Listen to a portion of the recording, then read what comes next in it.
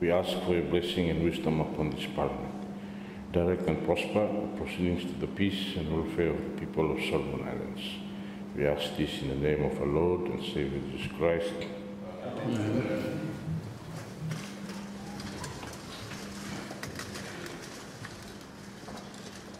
Thank you. Parliament is to resume. Bills, Committee States, the 2026 Appropriation Bill 2025. Honourable members, the House will resolve into the Committee of Supply to continue consideration of the 2026 Appropriation Bill 2025.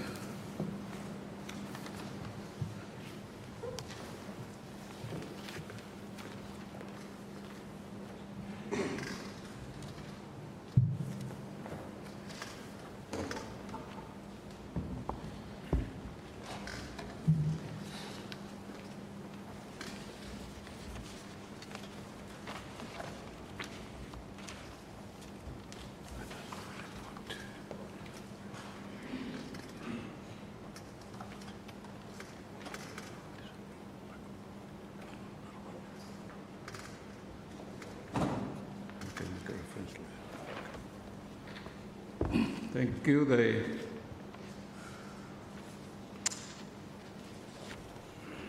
now sitting as a Committee of Supply.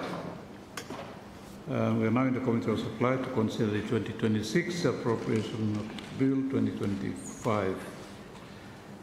Honourable members, before we go into detail, perhaps I'd like to make a reference to some of the exchanges that we had on Friday, sitting about what approach should be by the Committee of Supply in the consideration of the budget.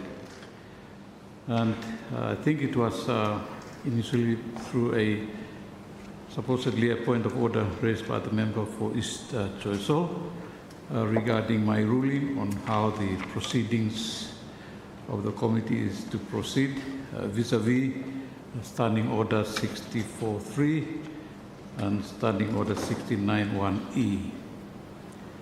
A few contributions were made by other members who also spoke on this matter.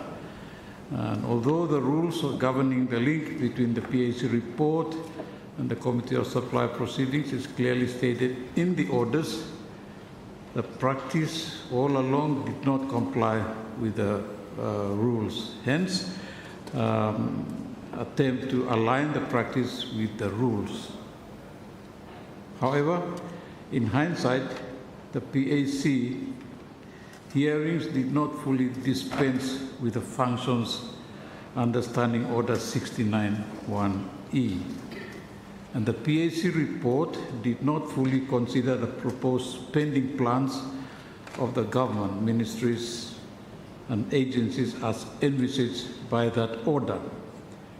Hence, it would not be reasonable to totally rely on the PAC report in the Committee of Supply debate. Therefore, I rescind my earlier ruling and revert to the practice of focusing on the Committee of Supply debate on the draft estimates. This is a matter that must be reviewed to align the purpose of Standing Order 64.3 and 69.1e. Nevertheless, only policy matters should be the focus of the debate and not solely administrative or operational matters. That's the way forward I'm suggesting. And therefore, in the review of the standing orders, this has really need to be taken into account. But I'd like to refer also, perhaps it was distributed, you would have come across in the budget briefing by the FPO. This, unfortunately, was not tabled. If it had been tabled, the guidelines actually contained in this to align those. So we hope that this can be tabled and then in future make reference to the approach that is identified, and that will address the issues that we have been perhaps out of context with. I hope that the committee understands the position I'm coming from, the chair is coming from. But for today's, therefore, after my explanation here, today's approach would be we go by the bricks, but based on the pages, I'll call for a number of pages, but because there are big departments still coming up, and therefore not only the pages, but the departments or divisions in the administration. So if him say, okay, department, let's say the next one is health, the Ministry of Health. The approach would be for me to invite comments on the number of pages, where him cover them, specific departments in that head, so that we don't have to go page by page. We go by the department covered in the bricks estimates. I hope that's clear, because we only have 2 days, today and tomorrow, right? Under the standing orders again, only 4 days, okay? So we'll have to dispense it with this. I thank you, and that's the way to approach it now. Any comments on that before I dwell into this approach? Thank you. Honorable Leader of Opposition. Hallelujah. We like to sing him, because if you tatalem osemba time you missed that here, I think you finish him whole thing here now. But you like for go back here now, you me carry him on, go casting also. Thank you. I'm applying the rules. Because I'm applying from the start now, making him consistent. Government submit on time, PAC got 5-6 weeks to deal with it properly. And report come here, you may know West Time Monarchs, PSC doing every work. PSC didn't do that because it didn't have the time. But we appreciate that clarity. Then next round you insist now, make you may everyone fall into time. Just on the FBO, sir, with the greatest of respect, but the FBO is not the PAC, and it's not understanding orders, and therefore that report should not be tabled, but it should support members in any case. So there's some good work that's been done there, but we mustn't equate it with the same level or same report block PACs. We just need to make sure PAC has the time to do it well. So thank you for that clarity. We appreciate it. This time, I think no matter lunch today, we finish the whole thing. It's clear good now. Thank you. Thank you, Honorable MP for Small Malaysia. Thank you, Mr. Chairman.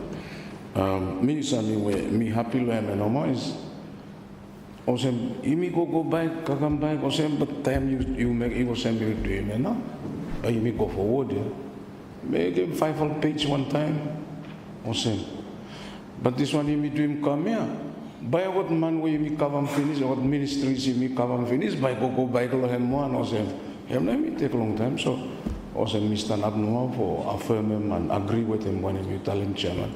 But everything depends on you now. You not allow them to go back ma. You may go forward no ma. That one him low power you. You point of order or leader of opposition, chairman. Thank you. Honorable MP for West Arad. Thank you, Chairman. No listener to follow mania. Thank you for your indulgence. Me also happy, and a lot of wisdom has transpired over the last few days when we deal with this bricks, Mr. Chairman. And me appreciating that wisdom. Next one, you prepare for him now, because what you come up with him, that's orderly.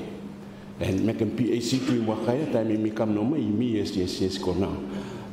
Having said that, Mr. Chairman, workflow this for Somaliland's Pacific Floating Budget Office, Barakut wakaya, so Okata somehow should go in law PAC so that Okata reporting and the information analytical analysis block and bar helpful timing retirement you look like waiting PAC report. But I certainly appreciate that let's put PAC law work so that 4 weeks or 5 weeks of what to do and then what to fulfill this will stand in order and Imiko. Lastly, Chair, stand in order outstanding you must still wait him. this sitting, Mr. Chairman, make himself a team now, going forward in those wisdom that he just wanted to guide us with, Chairman. Thank you very much. Thank you. Honorable Prime Minister. Thank you, Chairman, for on behalf of the government side, for you accept him now. The wisdoms that we will put in for you to take him, and we will say thank you for that intervention. And Chairman, me agree on what leader of opposition telling for him complete him last time, he complete him now, him say so. Me concur that idea of leader of opposition, but me give him you for you lead him house for Mr. finishing the budget along time frame by himself for him. So thank you, Chairman. Thank you, Honorable Deputy Prime Minister. So we'll move straight on to the its head based on the understanding that we have just shared. And our first head for consideration this morning is head 08, Office of the Governor General. If you go to the bricks, there are only 1, 2, 3 pages. Any comments on those 3 pages?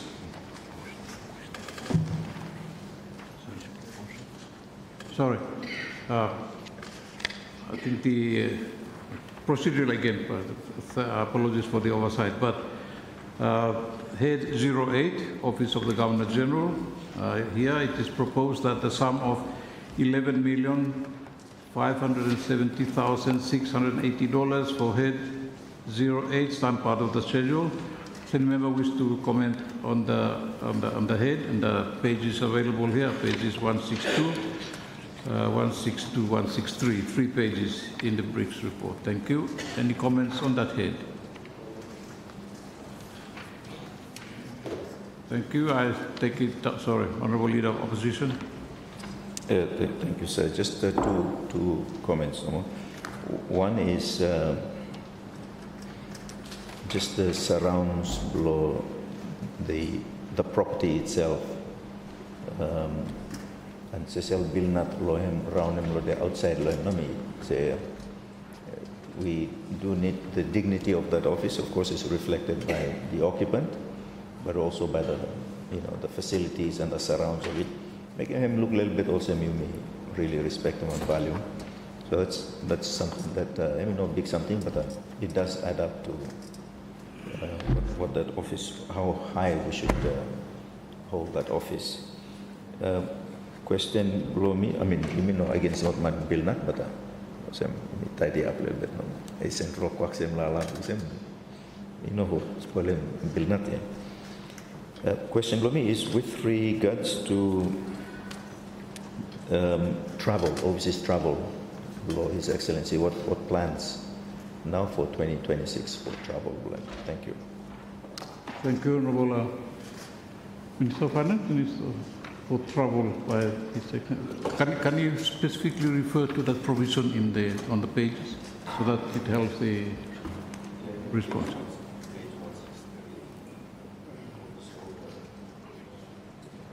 Overseas accommodation, overseas other costs, and annual leave long in country no more, but overseas accommodation, overseas other costs, and point to travel. Thank you. Thank you. Honourable Minister of Finance. Thank you, Chair. Do thank the leader of Office of Opposition for that important observation. I think, Chair, as you are aware that if we coming to the area, especially the original plan, which to do with the resident of the government general, I should know the Wareham, but that's something we can look at going forward. But in terms of especially the environment around the current government house, through especially even along the road and even the surrounding, which is even low valley or low side. That's really a concern as well. So we are taking note on that to see how we can deal with that. In terms of the head in relation to the Governor General overseas travel, I think mainly you may aware that there's also some of the annual meetings that require the Governor General to attend, especially to do with when attending some ceremonies when in relation to the king. But the other thing mainly for is medical trip too, which is that of course sometimes even that the governor, the prime minister might not attend, probably, but not really clear schedule for the Governor General for next year. But from practice and of course from actuals, that's a kind of figure reflecting the trips that the Governor General have taken. Thank you, Chair. Thank you, Honourable Minister of Finance. Honourable Leader. Thank you. I am aware that His Excellency has just had a medical trip overseas, and actually quite an extended one. So I doubt that. But you got him notes from Office Blow Governor General? Notes, because it'd be good for PS Blohem to be here to support you in that. So because I know any planned trips, you may just provide them Selenomo just in case, or from what you're saying, it sounds like that. Thank you, Honourable Minister of Finance. Thank you, Chair. Yes, that's awesome. You may accommodate him now from what provided to the Governor General, especially from and the in practice in the past, they not fully utilize what is. So you will see, especially some decrease, of course, Lord Hedge because of that one. Thank you. Thank you, Chair. Thank you. Honourable MP for West Harare. Thank you, Chairman. Milo page 162, the accounting code 21209100840. This for sitting allowance. There was no expenditure law 2024 and 2025. Is it a new committee or that throws the budget for? The budget is for next year. Thank you, Chairman. Thank you, Honourable Minister of Finance. Page 162. Accounting code 2130110108040.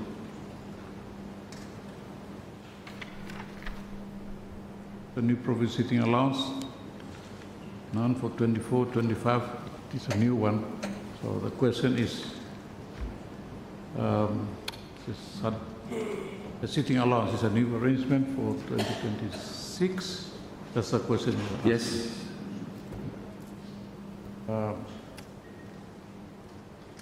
Honourable Minister of Finance. Thank you, Chair. I think me trying to look at what actually the head on that the Chair of BLC was raising. Thank you.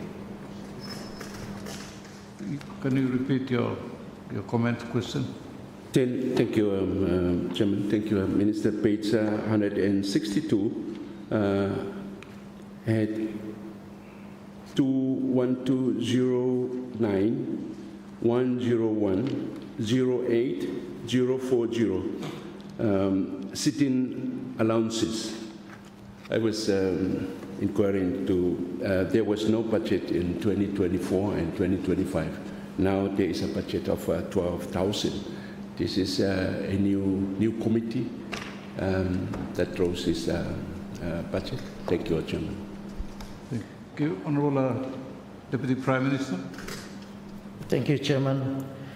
And thank you, Chairman Long Bills and Legislation for the question.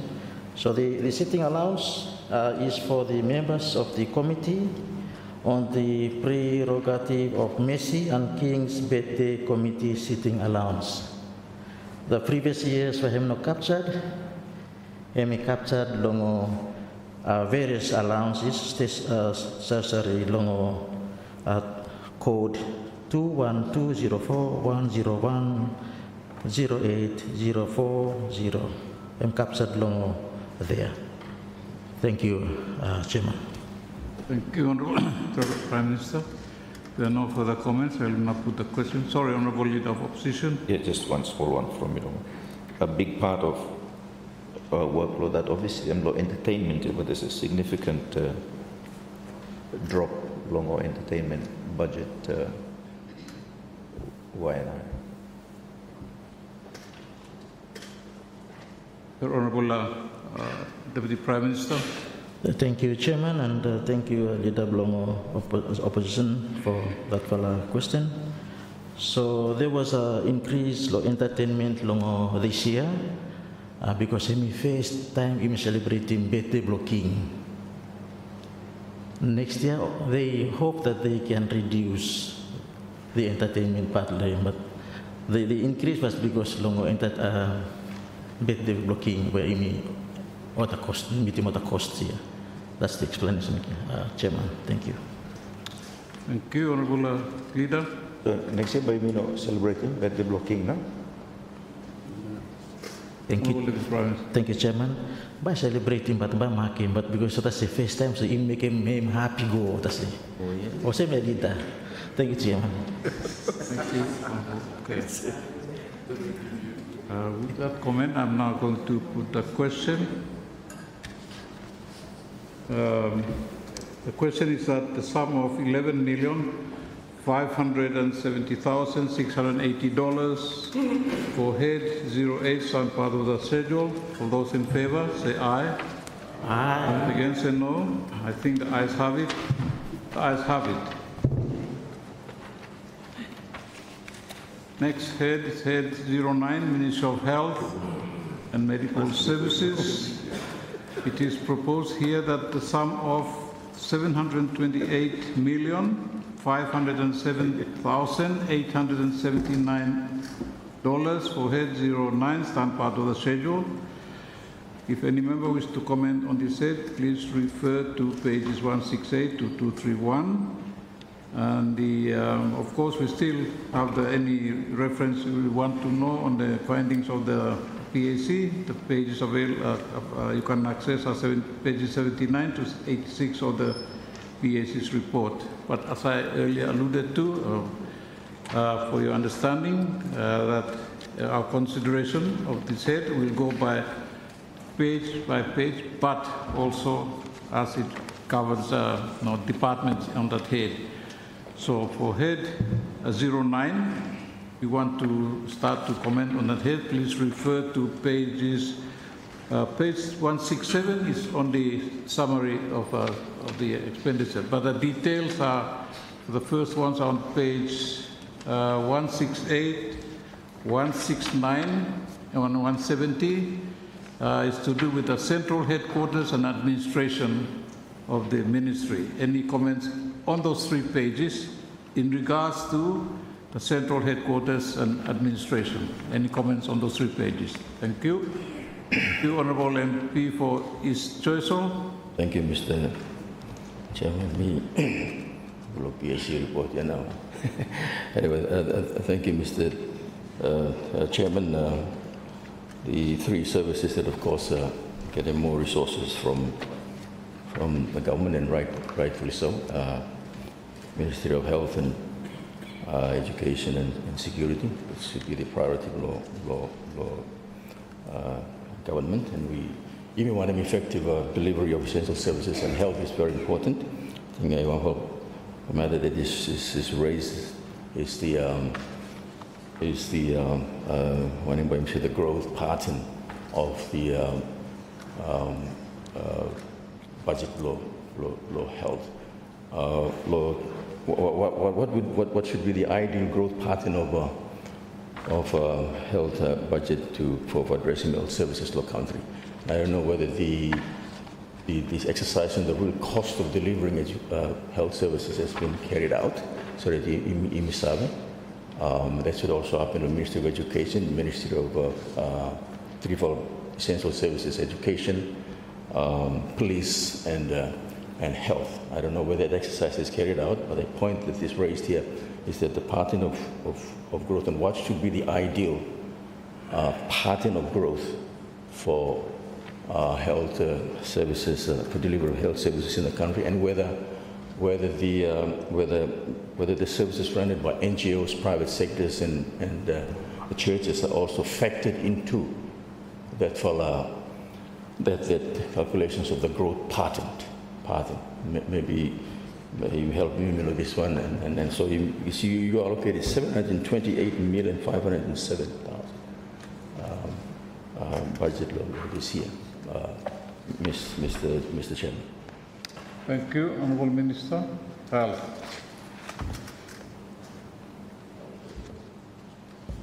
Thank you, Chair, and thank you, MP, for his choice or for your generalized question. I'm really difficult to find it on the budgeting code, but let just a snapshot about the NGOs. NGOs can be defined as church-based hospitals as well. You would see they are budgeted under different provinces. Like if you go to Malaita, Aitoifi is budgeted under Malaita province, which they call it church grant. And then Guadalcanal, you will see that it's budgeted under the church grant, under the Guadalcanal province head. But to give you a financial need for the health, which is essential for the lives of our people, looking into the PAC report, it stated 80% for the recurrent and then 20% for the development budget. The real amount, if I could say, is we need around 1 billion for recurrent and 200,000 for development budget. And you can see that I'm still eyeing for an increase in the coming years if you want me to improve healthcare services in the country. So this budget is increased as of last year, 700, and we increased 28 million this year on the recurrent budget. I thank you, Chair, and I thank you, MP, for his choice. Thank you, Honourable Minister. Thank you, Mr. Chairman. So sorry. Thank you for that response. Actually, the PAC along inquiry blog, what looked into the growth pattern used to be 41%, and it dropped to 14.5% growth pattern. I must say, if the time seriously affecting delivery of health services in this country, we really need to be concerned about, Mr. Chairman. One general question, Mr. Chairman, before we want to, he understand him. This is to do with payroll. I think 3-4 consultants are leaving this country. 3-4 consultants are leaving this country or to go for greener grasses somewhere else. And also, some of the nurses too are leaving. That doesn't speak well along health services in this country. You want to say exactly what the reason why our section here, our consultants are leaving. That affects the delivery of health services, Mr. Chairman. Thank you. Honourable Minister. Thank you, Chair. Just to briefly answer the previous question, there are two factors why it's reduced in the percentage. One is in the PAC report, which one is reduced partner support, and because of the off system. So there are some donor partners that they assist the Ministry of Health that have off system. If you see our budget, why it's reduced, like for example, NFA, we make it an off payment system, and as well as Gavi that's responsible for the vaccination for our Pikinini. For your general question, Chair, through you to the East Choice Hall MP, my good friend, You know, there is a global deficit of health workforce around this globe. And as per the WHO, it's a 10 million deficit of health workforce. So it's created a vacuum that flows towards that stronger economy. It's not only Solomon Islands that we're going to face this health workers migration. It's across the region and across the globe. There's movement of health workforce because of the deficiency of health workforce across the globe. It is very obvious that our medical doctors or practitioners and health workforce, they are very marketable and attractive, not across the region, but there are some as well that wants our nations to go there. If you look microscopically into the arrangements of how we train our medical doctors, is we have the bond system up to 5 years or so. And after 5 years, they have the freedom to move wherever they want, and also if they complete their contract. So the binding principle is actually on two principles. One is when we train them with a bonding system, and second one is with a contract that we currently have. If I could let this House of my reactive way to control this, there are two ways. We train them and we treat them well. Second one is that we need to go with some discomfort in our amendment of our laws, considering the importance of our health workforce across the country. And another one is what is in my mind on the other side of the House, and my good colleagues on the side of the bench, is to address the tax that the health workforce that are paying in terms of their pay as you earn, and as well as the addressing, the contract. Some of the contracts, contractual arrangement with our health workforce, they are paying 40%, which the professional tax as per our laws would be 20%. And those are some of the things that is in my mind to address as part of the retention. Thank you, Chair, and I thank you, MP, for his choice. Thank you, Honourable Minister. Honourable MP for Small Malaita. Thank you, Mr. Chairman. Me happy to Maslow, Dr. Blow, Minister. I think this policy or the intent for retention law work force below me, law, especially law medical and more especially law nurses. Government come up with a paper making me dream law here. But question below me relate to the law nursing. Also, me hear law talk below Minister of Foreign Affairs time him respond law. I think there was a question related to when I met about the PAM scheme here. He seems to impress on me that him sounding with government him like for promoting me. So that's a policy issue for government. You mean him good for standing probably, but it's a very important policy issue where you mean it for make him good here. If we are going to encourage it only to the detriment of health services delivery in this country, then I think it's a policy where you may need to relook. Thank you, Mr. Chairman. Thank you, Honourable MP for Small Malaita. Honourable Minister. Thank you, Chair, and MP for Small Malaita for your wonderful comment. I'm taking note of it. Thank you. Thank you. Any other comments, Honourable Leader of Opposition? Yeah, thank you, sir. Just general policy first time, go back law, comment law, MP Blow Small Malaita with regards to labor mobility. I think overall, government needs to have a policy where cap numbers across different sectors. Oh, so many nurses know so go, once you have numbers, or doctors or engineers, because this time I'm buying stuff for open here, or lawyer or engineer go to it. Some will go pick up all of time, then hope for other things. We do need to be way more intentional about this one. Make them affect our own growth. And then we come to the supply of doctors in particular. Of course, supply of nurses too, but supply of doctors in particular. Sinu already has a production line of nurses, offering courses there, but said lot doctor now.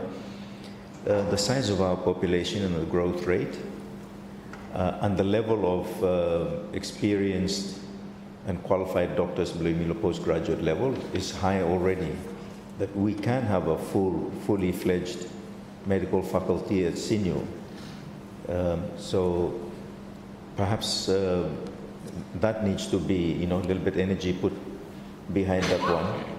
I think there's been some initiatives taken, but for fully fledged one for Bharat, you mean like in 27, you've got a medical faculty up and running, so many students per year, where we target our own needs, but also a small country around here by interest to Vanuatu, Kiribati, Tuvalu, Kolsem. So there is a ready need, catchment for that. I'm just wondering whether government wants to move in that direction and how quickly. Thank you. Thank you, Honourable Minister. Thank you, Chair, and thank you, Leader of Opposition, for the good question. This is what we need in the region. I'm already in discussion with the Vanuatu counterpart. Even in my recent trip to Fiji during the WHO, we also explore who are interested, like for Fiji and PNG, they already have their faculty. I'm also in discussion with my counterpart in Papua New Guinea if we can increase the quota of our intake of our medical students there. So these are some things that are in discussion. I will next year visit the medical faculty in Papua New Guinea, because in terms of the practice, the context of practicing medicine is quite similar. So those are some of the in discussion. So I actually flew with the Minister of Health in PNG to Solomon Islands with this discussion, and we are exploring that opportunity. Another one is to have a Department of Medicine within SINU, to which we are having the idea of doing it, but we need to calculate the economy of it on how we would be able to do that. Studying medicine or producing medical doctors are not cheap. It's not cheap here in Solomon Islands and of course in the region, but those are opportunities that we are exploring. And I thank you for the questions that is put forward. And I do take note of your suggestion for us, the government, to push the idea quickly. Thank you, Chair, and I thank you personally. Thank you, Honourable Minister. Honourable MP for East Choiseul. Thank you, Mr. Chairman. And this is a question relating to the various training subheads and throughout the budget. A point raised by the Public Accounts Committee as well. Probably the first question is where does CITESA come inside here about the budget allocations here? What now managing this one? Or the Ministry of Health now? You say this one because you have say page 169 head 224202 10109. You got an allocations of 4,500,000 for in-service training. I'll say yes. So we're now managing this one, CITESA or the Ministry of Health. A point raised by the Public Accounts Committee is that I think the point that the Ministry of Education Training needs blame and we toe the line behind every others. Also, we should actually be prioritizing Ministry of Health, and if we got a budget allocation for it, then of course what the in-service training below Ministry of Health should be prioritized. There should not be any reason why they should queue behind the line below CITESA, Mr. Chairman. Thank you. Honourable Minister, Mr. Rob is not here, but you can respond to yes, thank you, Chair, and also thank you for the question from East Choiseul. With the data that I have now is with CITESA, and the one in the budget is the short-term training. So for qualification training is managed by CITESA. Thank you, Chair. Thank you. Honourable MP for East Harare. Thank you, Chair. Thank you, Minister. Just on 169, Nomwa. 169. Page 169. I think there's a few items, they're new ones, but the budget is small numbers and venue higher, 1,000 Nomwa, Naro one freight, 900 Nomwa, Hotakaino Seme. In terms of how our policy Nomwa, how Imigoko doing budgets, I mean, with these very small kind of budget codes, maybe we're talking about the budget code there, venue higher, now 222555101090001, 1,440, and then the other one is the freight, just further down the page, almost $900 there, and the code again is 2260210109001. But my question, Chair, is about drawing up of these kinds of budgets, and this kind of budget heads for very small things. And maybe you can put it all lump it in some fala miscellaneous or make them, them look at some policy, but them look at some too small for me. Para look at a big budget or something. Is there another policy way where if you look at where what things can be lumped together in another item where perhaps you mean looking at what kind of number or symptoms? Thank you, Chair. Thank you, Honourable Minister. Thank you, Chair, and thank you, MP, for Easter Ariare. You'll see there are very small amount, petty amounts in the budget. It's because of the chart of accounts, time what they're doing posting when they do the budget. And for example, the venue hire 1,440, it's the new allocation for the health information management system meeting, for one off meeting for next year that is planned for. Thank you.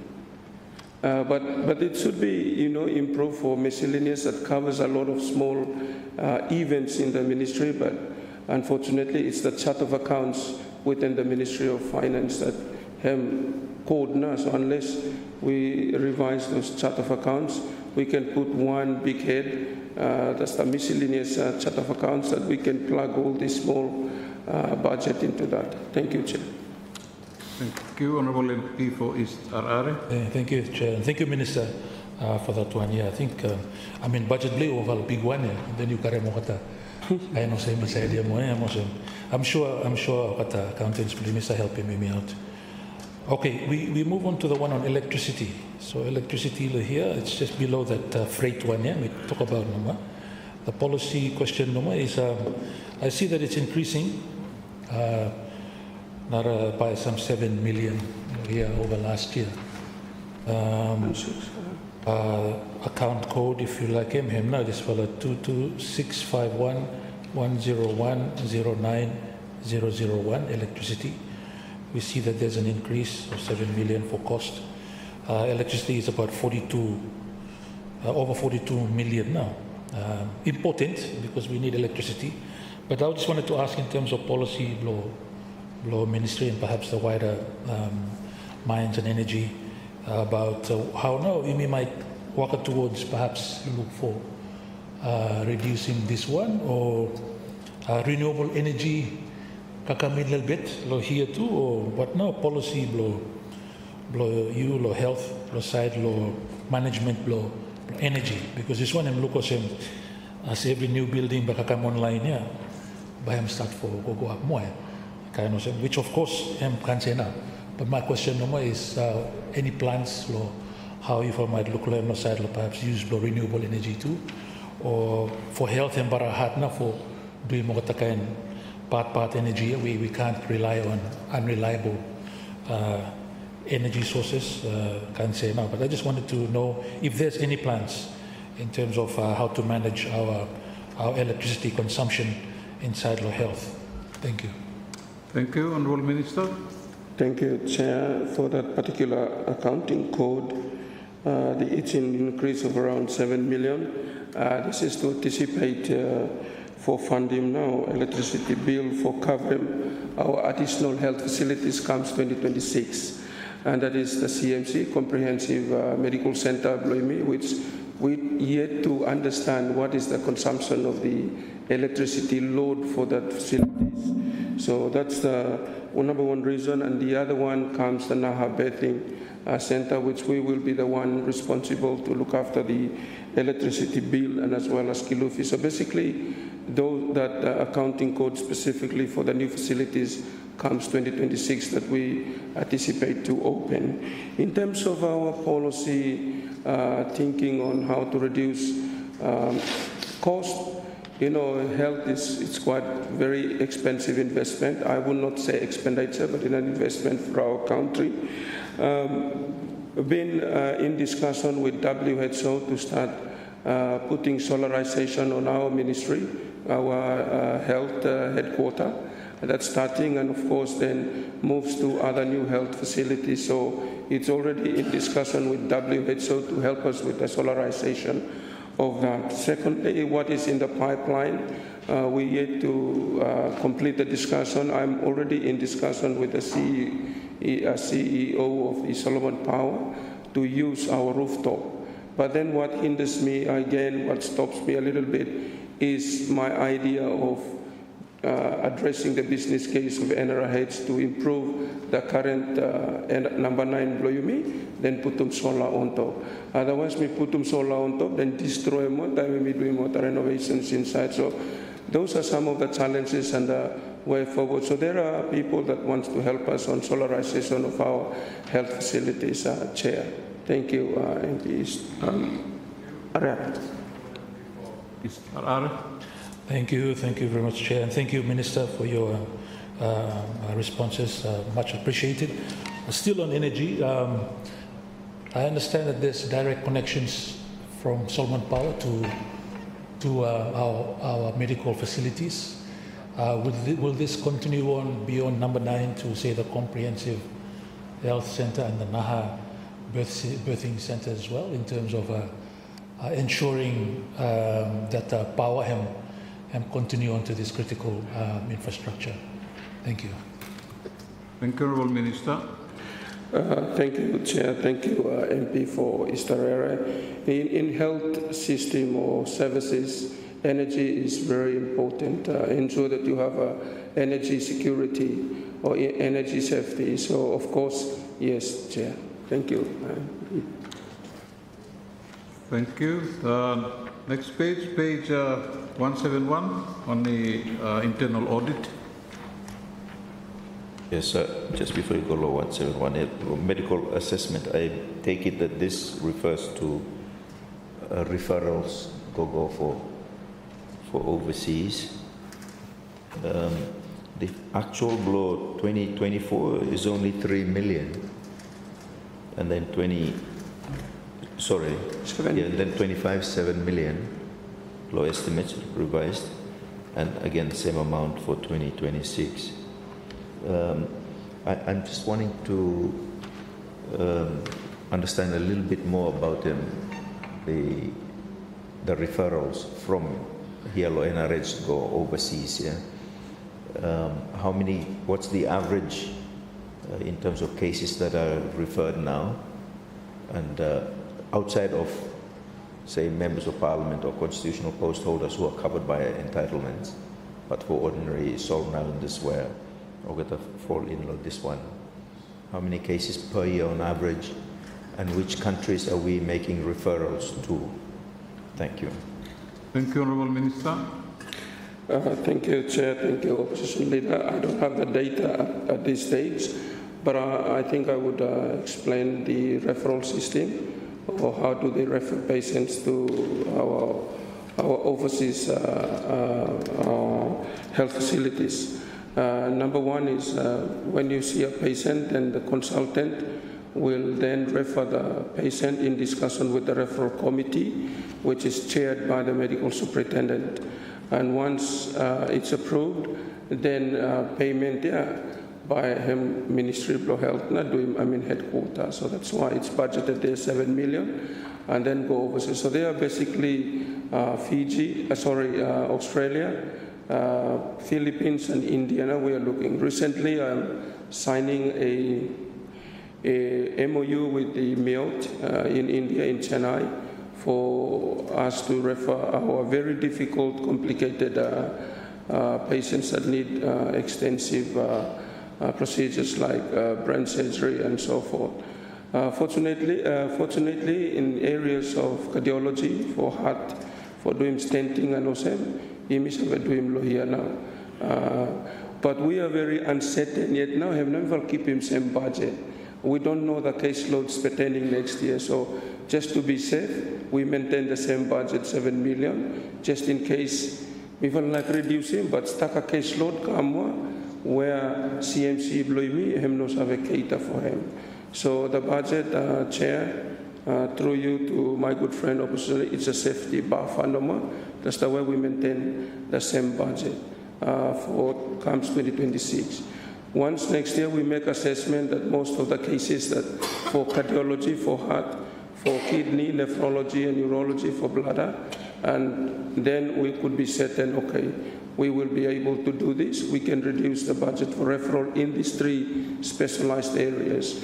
But just to be safe for our people, I think it's just ideal to keep the budget same one so that we know that we have some financial buffers when it comes to, caseloads next year. And I apologize that I couldn't give you the exact average, but we are looking into that same budget for safety people. Thank you, Chair. Thank you, Honourable Minister. Honourable Leader of Opposition. Yeah, thank you, sir. So, I expect that because CMC by him start now, yeah, nephrology, cardiology, and what more? Urology. So we would expect the reduction in referrals log at trivial areas here. But then, of course, we've got to pay for dialysis consumables and something else too. So that will pick up. So it'd be useful to get a balanced picture of total costs here, everyone, to see that there is a net gain in terms of doing it domestically. Of course, at the moment, who meets the consumables to the CMC? Is that currently being supplied by PRC or HEMI come directly under budget law ministry? Thank you. Thank you, Honourable Minister. Thank you, Chair. Thank you, Opposition Leader. Currently, it's supplied by the PRC, but next year we will put not some, but most of the consumable for CMC. So you'll go to the National Medical Store, the budget, we still keep him there because we want to fully operationalize the CMC by next year. Thank you, Chair, and thank you, Officer. Thank you. Honourable MP for Small Malaita. Thank you, Mr. Chairman. Budget was $7 million for CMC, where Minister Hemi Talem Kame, me like Sabe Wena, him inside lawyer. Honourable Minister. Thank you, Chair. There is no budget plus CMC by looking law NRH. NRH got to discuss him. But I'm just saying that you look by me go through the National Medical Store by baseline name still stop. But the question comes from the opposition leader is about 7 million is for overseas referral patients and not for the CMC. Thank you, Chair. Thank you, Honourable MP for Small Malaita. Thank you, Mr. Chairman. Operational cost belong to CMC, and Minister just tell him come here and go ahead under PRC no more to look after and even probably training and also too. But some of the things when Minister you tell him come here would sign away cost blow it a little bit higher. So also him now we want to say whether you got any budget for him too or no more, because you say about supplies and some follow come under medical store no more, but medical store him also him current supplies no more him no anything also para increase. Thank you, Mr. Chairman. Thank you, Honourable Minister. Thank you, Chair. For consumables, we come under budget medicine and dressing, the National Medical Store. So by you looking that we will keep him the same amount, there are some adjustment within that. When we reach the head below national medical store, then I think I could explain that one how now national medical store emi waka. Thank you, Chair. Thank you. Page 171, any comments on that page, internal audit? The Honourable Leader of Opposition. Yeah, thank you, sir. Just a comment I made, time you may look long education. Now that we have an increasing health budget, an increasing allocation, there will be need for a little bit more resources allocated to internal audit. So we avoid issues or same law passed, yeah? So there's a more risk planning law where risks start lohem, so that there's audit inspection, so we know that procurements and payments and over something law health sector we meet in probity standards and accountability and all something also. So there's only one normal internal audit, one person. Given the 700 million allocation, it would seem disproportionately low. Too much work for one person. Thank you. Thank you. Honourable Minister. Thank you, Chair. Sorry, can I ask my good friend to repeat the question? Well, because the increase in allocation overall, there will be need for more internal auditors, and so perhaps not so much a question, but perhaps Ministry to explore increasing that small unit here. Thank you. Thank you, Honourable Minister. Thank you, Chair. Thank you, Opposition Leader. Yes, we still need more officers for internal audit, and I'm taking note of your suggestion, as the audit is very, very important in our ministry. I have the audited report brief every time because I'm very cautious about our financial management. And if you can see the budget, me also like for training Ogata provincial directors as well on IOB to really know how to do the financial reporting and also. So, Chair, thank you, and thank you, Officer. Thank you, Honourable Minister. Honourable Leader. Yeah, thank you, sir. Minister, for clear what now? Neglected tropical disease. I'm looking at the establishment now. Unit law here. EMLO page 1. EMLO establishment, page 36. Sorry. That relate to the internal audit? Mandalo headquarters, yeah.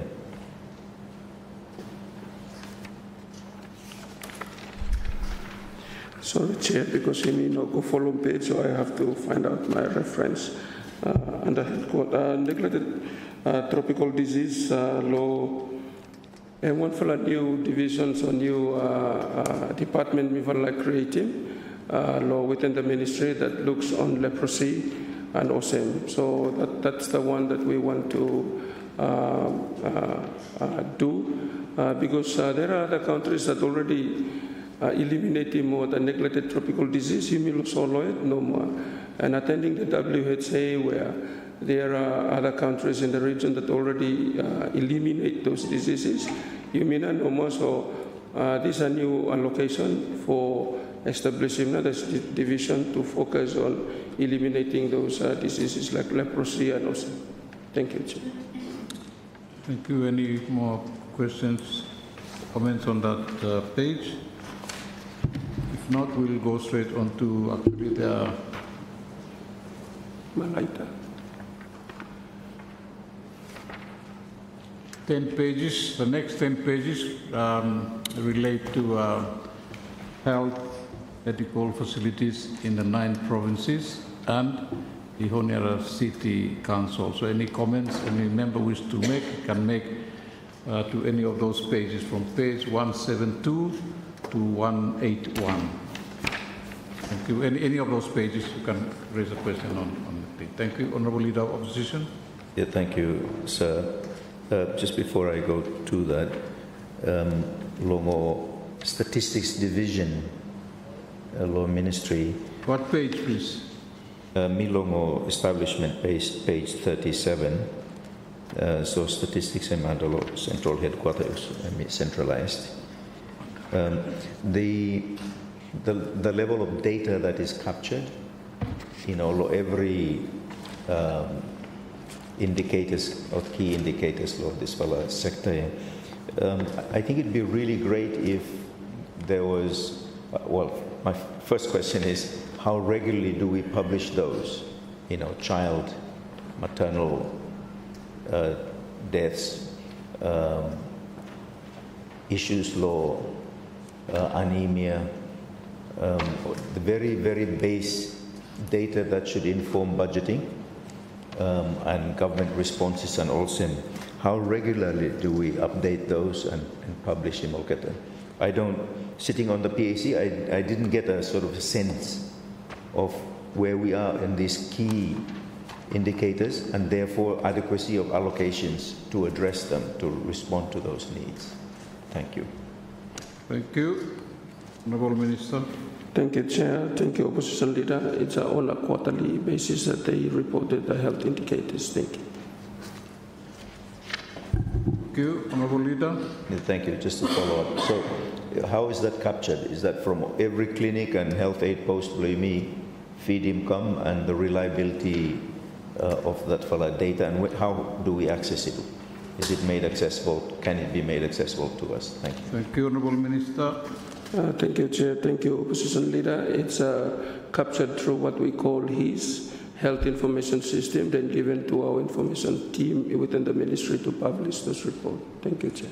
Thank you. Again, any comments on those pages I mentioned earlier, pages 172 to 181?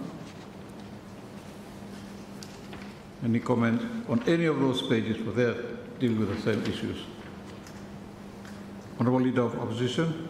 Thank you, sir. I suppose it runs across all the provincial health authorities. We'll look at the pages here. But we have struggled with issues also, Gizo, Auki, especially the two larger ones, but perhaps others, where establishment, there would be positions for anesthetist, for example, and surgeon and also, but for various reasons, the doctors that are allocated cannot go down either picnic school or Noini House, Law Province, or what kind of issues also.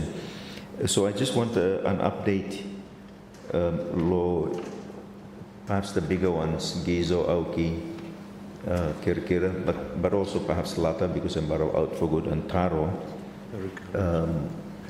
Where are we in getting doctors to where they are posted, overcoming the issues that hold them in Honiara? Thank you. Thank you, Honourable Minister. Thank you, Chair, for this very important question, and it's a challenge for the Ministry of Health and Medical Services in our posting because of various factors. Number one is we are developing health workforce strategy. In my debate of the budget, I did highlight that it's ready to be published. We are looking into re-strategizing on how we do posting. Number one, Chair, we would like for Putum work together with the Ministry of Public Service instead of creating a post that for say post within the Ministry of Health. We need an anesthesiologist. You make him go to province, then advertise him, and then the contracts will be developed around that area of work. Even in our NRHs now, it's almost 1,000 plus now, sit down there, health workforce. So they are having some personal issues, that's why they don't want to go out in the province. As you rightly mentioned, through your speaker to the good opposition leader, that because of education and also Mangarem family, I don't like go out of the province. But that's what it's in the working, our health workforce strategy. Once we're done with it, and then we will work together with the public service on how to deal with the posting of our health workers, because we don't have a strategy based on posting doctors, and sometimes the head of department say me like him, or like him that one, a lot of personal preferences for him, and sometimes say, oh, me need for stay lo honera kosablo bank because partner him school, I need to send money. So those are some of the issues that we continue to experience, Chair. But with that health workforce strategy, we would be able to manage our posting. So time me say one fella registrar post lo gizo, hem go straight lo deana, once hem interview go lo deana, rather than they come in one big pool and then the posting committee post them to the provinces. So time and applies have a finish what can post and where now hem go lo hem. So those are some of the improvements we want to do comes 2026, Chair, through you to my good friend, the opposition leader. Thank you. Thank you, Honourable Minister. Honourable Leader. Yeah, thank you. Just so if you go to the establishment, by looking at vacancies here, what key areas of care where you may need him, and I'm assuming, so that's for Malaita province, I'm assuming by me repeated Molo, Western province, the two big ones. Golokana province, of course, it's in the awkward situation where I'm not got him a referral hospital, Good Samaritan, also act also one fellow. Western province seems to be doing a whole lot better. One fellow vacancy there. I'm just wondering whether is it also an issue, I suppose, going back to the original responsible minister to Member Blois' choice, or is it an issue of incentives also? Do we incentivize going outside of Honiara, being posted outside of Honiara, so that may mitigate the lure of Honiara, but also perhaps help to meet any additional costs where Oketa might give him up by being away from Honiara? Thank you. Thank you, Honourable Minister. Thank you, Chair. Thank you, Chair. Thank you, Opposition Leader. If you see, like from Malaita province, establishment increase for some 52 in total because of 60 new positions. Any gaps lo there, Chair, lo HQ na by payroll budget by cover. Second question to the opposition through you, Chair, is the incentives for Tamango Wakalo province. They do have provincial posting allowances. But as I said in one of your questions, we answered now how many allowances now, what they can. So those are some of the things that we do. But we still have a health workforce migration because of the vacuum, as I said, deficit of 10 million globally. So just on this thing, Speaker, if me like for highlighting here for people blowing me look at the provincial budget, if you look at me, him increase, everyone increase. Malaita next year by 40 million for operational. Me looking Makira, 17 to 18 million. Western, from 17 to 18 million. Isabel to increase from 12 to 13 million. Central also increase as well. But only one that is decreased, but we will cover those establishments. Guadalcanal have increased to 23 million, as you said. Guadalcanal next year, by you look at DB, me for allocating 500,000 for start for the preliminary work, law hospital, blood, and I really thank you for bringing up into one of the questions in this parliament for this year. So basically, law province's health services, we follow increase him now, Okata budget, but not only that, they are also supported with them now, budget support. The total of 53 million. So I am sure that there will be some slowly increase of how we do things with our budget increase comes 2026, Chair. Thank you. Thank you, Honourable Minister. Honourable Leader. Yeah, thank you. Again, on provincial health authorities, any update long Taro work where we go long or physical infrastructure long Taro? Thank you. Thank you, Honourable Minister. Thank you, Chair. Thank you, Opposition Leader, on the Taro work. Throughout this year, we are trying to get Taro to start the renovation. We are eyeing for PRC to support us in that, but somehow the scope of assisting us in the Taro somehow have not come to fruition. So me budget team now this year LODB, Law Development Budget, so Taro, have means Law Development Budget for renovation. What the PRC wants is the total new hospital. So if that's one, then we put them on mainland, and then what appears in the development budget for 2026 is for the renovation of the existing Taro hospital. Thank you, Chair. Thank you, Opposition Leader. Thank you. Yeah, just a follow up. Thank you, sir. So all this while meetings you may lost side lot Taro, some work has gone into making sure, because that's all building man white and sky came go almost collapsed no one. I'm very unsafe. So I assumed obviously wrongly that some work had gone into putting a new one low side lohem already, but we're talking about renovation no more. So nothing's happened in the last 2 years. Thank you. Thank you, Honourable Minister. Thank you, Chair. Thank you, Opposition Leader. It's only the scoping work that we did, preliminary work now for Taro, for the new facility plus the renovation. Thank you, Chair. Thank you, Honourable MP for Small Malaita. Thank you, Mr. Chairman. Me no know what page lo you but me lo page 181. Me go back or me go forward? I already told you from page 172 to page 181. Okay, thank you. So, question for me, related to Naha Birthing Center.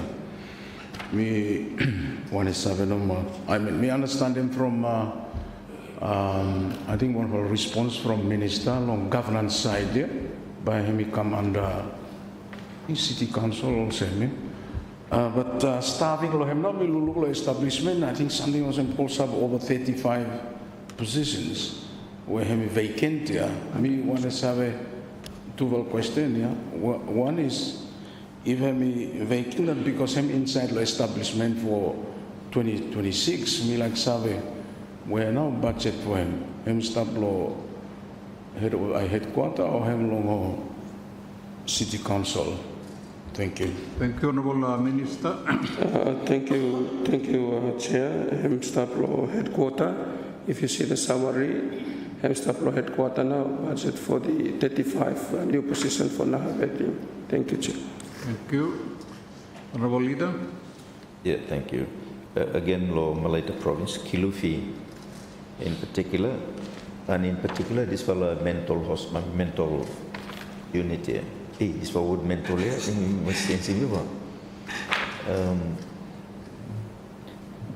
that facility is really run down and is no longer fit for purpose.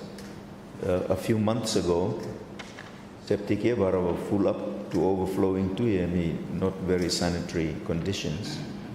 But certainly there's need for more beds, not because more people are becoming mentally affected, but I think as a proportion of the population is probably keeping the same percentages no more, but the population when those facilities were established, population of the country 300,000 no more.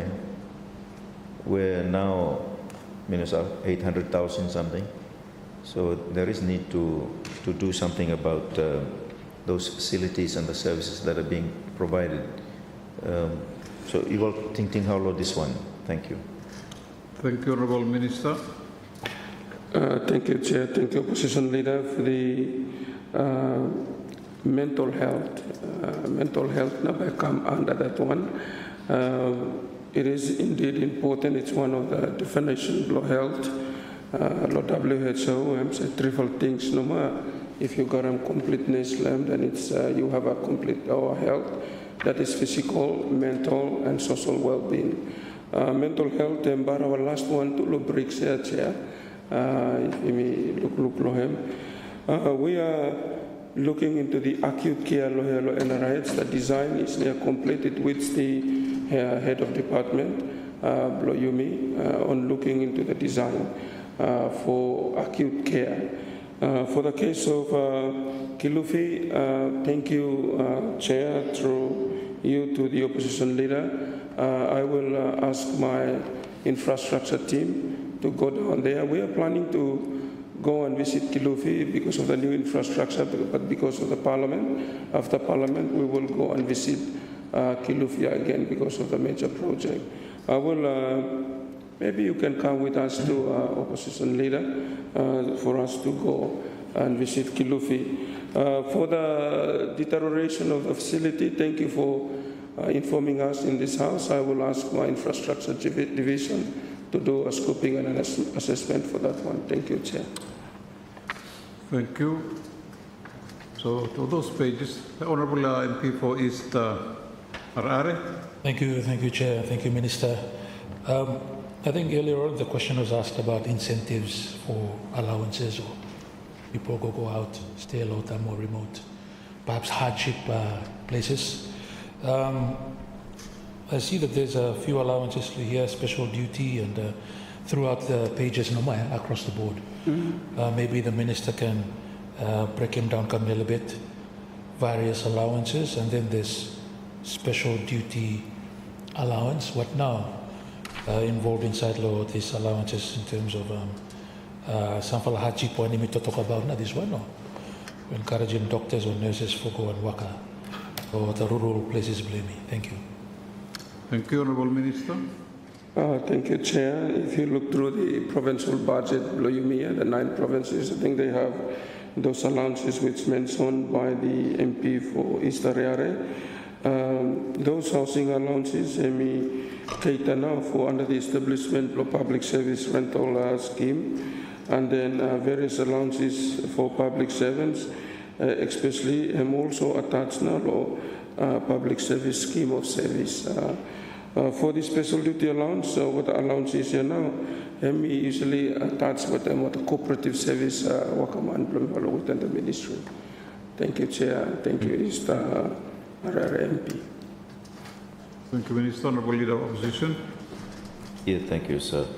Along Western Province, me like for Savin Helena Goldie, after the handover last time, new building facilities here, we got the move go in now, and are they now using it, or they're still in the old facilities?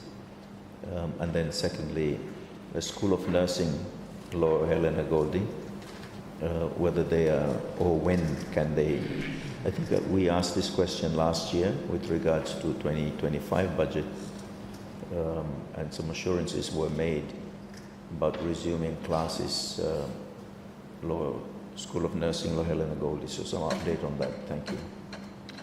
Thank you, Honourable Minister. Thank you, Chair, for the first question. Yes, there are some of the services already provided now after launching. Second one, about the School of Nursing. School of Nursing within the budget. We also budget for both, because hospital bloodsheds, Bloimilo United. We do budget support for the faith-based hospital, not only for Helena, but also Good Samaritan and Aitoifi as well. By looking Golo there, we have given those health service grant locata. For the School of Nursing, it's also supported there. What I was informed that it will be also supported through our health service partnership with MD Fund. Thank you, Chair. Thank you. Honourable Leader of Opposition. Yeah, thank you. But are there students there now? Are they teaching? School not start now, no, mate? Thank you, Chair. Apology, I don't have any information about whether they started now or not yet. I will inform the House once I get reliable information on the School of Nursing for Helena. Thank you, Chair. Thank you, Honourable Minister. Any more comments on those pages? Page 172 to 181. Thank you, Honourable MP for East Arare. Thank you, Chair. Thank you, Minister. Just coming back to the allowances and perhaps how for rewarding our workers and doctors and nurses who are perhaps facing some hardship going out to some of our remote, isolated places. Whether government in terms of policy are looking to reward things like accelerated incremental payments.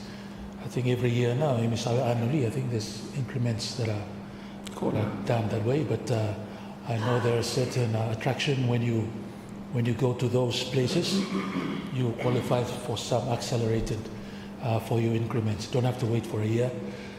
Sometimes 10 months or 8 months, you accelerated now, kind of same. So in a way, it probably gives some incentives for those people who are going out there to do that kind of work.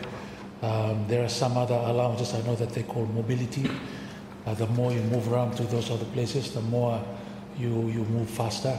And sometimes they're even linked to promotions. The more you go out to those places, the more you will be looked at for promotions. These are other things that perhaps doesn't mean selling, but in the long term or the medium term, it might help attract people to move out, looking at their own career path, moving forward in terms of pathways. But is there any thinking behind these kinds of incentives that are not necessarily remuneration immediately, but something that might add on to pathway, career pathways moving forward? Thank you. Thank you, Honourable Minister. Thank you, Chair. Thank you, MP, for East Arare. I really like the suggestions that you have put forward. Just to inform the House that we are, like when I came in and get the portfolio, I'm in my first year, I do fix, and even I'm quite tough. Yeah? I'm fixing the medical supplies until to this date, ensuring that there's a critical item available. Now, I have 5 pillars, as I always said in my speeches, that I am looking into. If we want a good healthcare system, we have to have a good, improved health infrastructure, good health workforce, then health workforce that comes from your suggestion, which is the human resource. I really asked my team to develop a robust health, human resource health system. I asked them that I want a system that continues to do what you have just suggested. So thank you for that. Also, me, just like for informing opposition, that no student yet, Helena Goldie.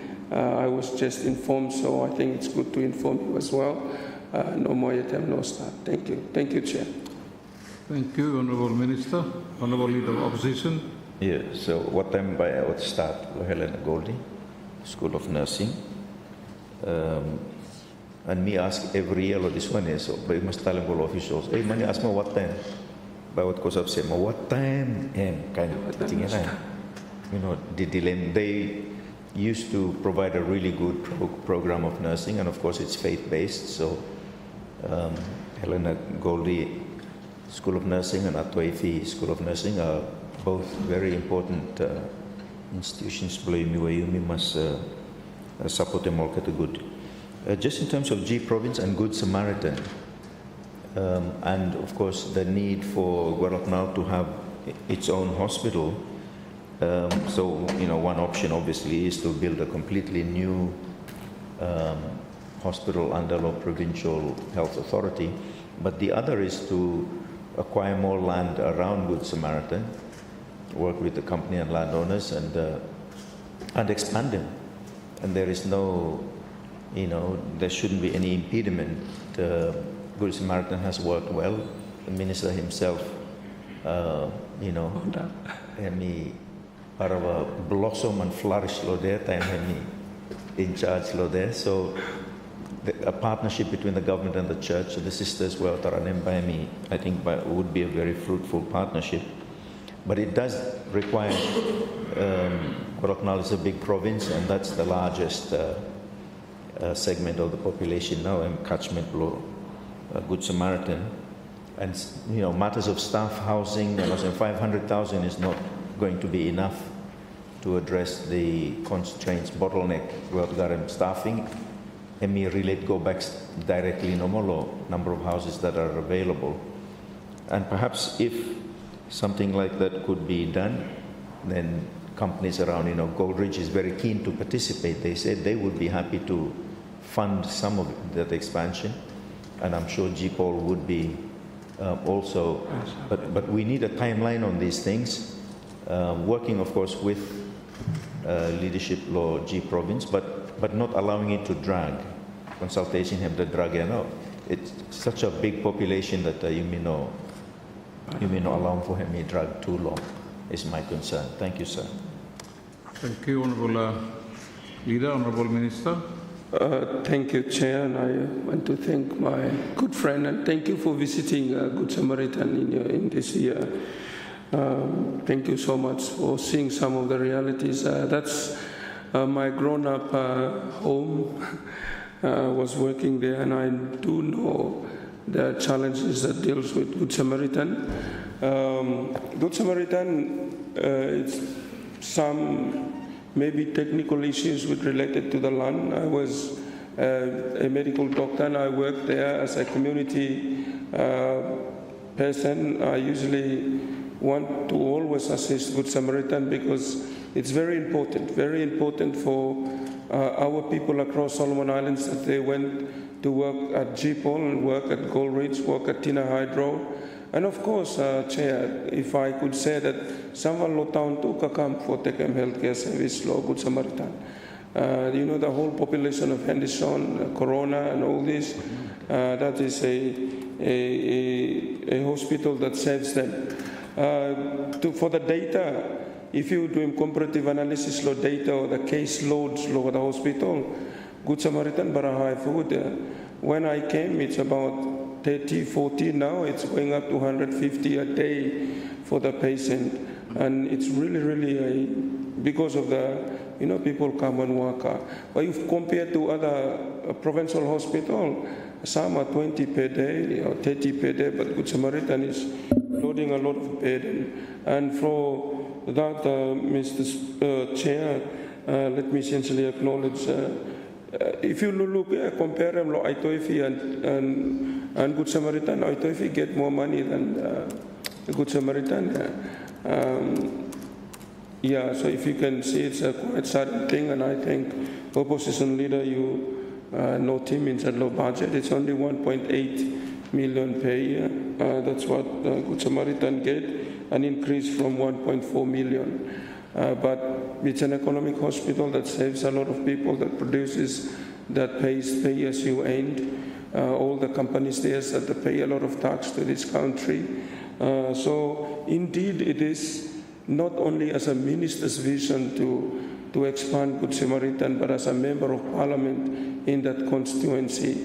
And I have even Sape Farm also supported them as well, Mr. Chair, GPOL, and I have talked with Goldridge of their intention, but I'm saying to them that let's build another one so that we can expand the service. So maybe put to one follow Foxwood or same, because there's a lot of people moving in there now.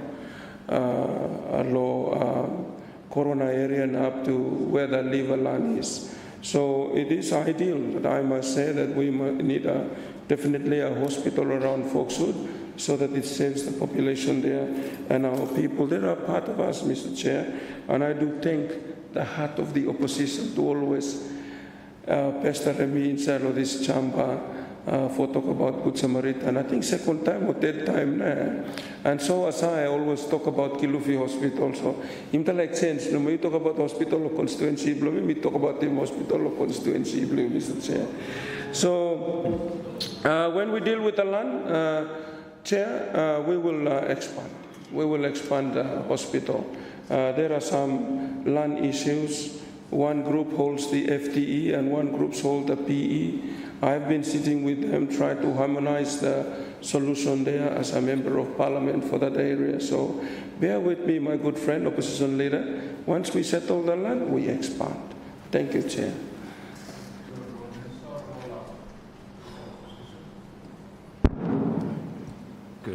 Thank you, Chairman.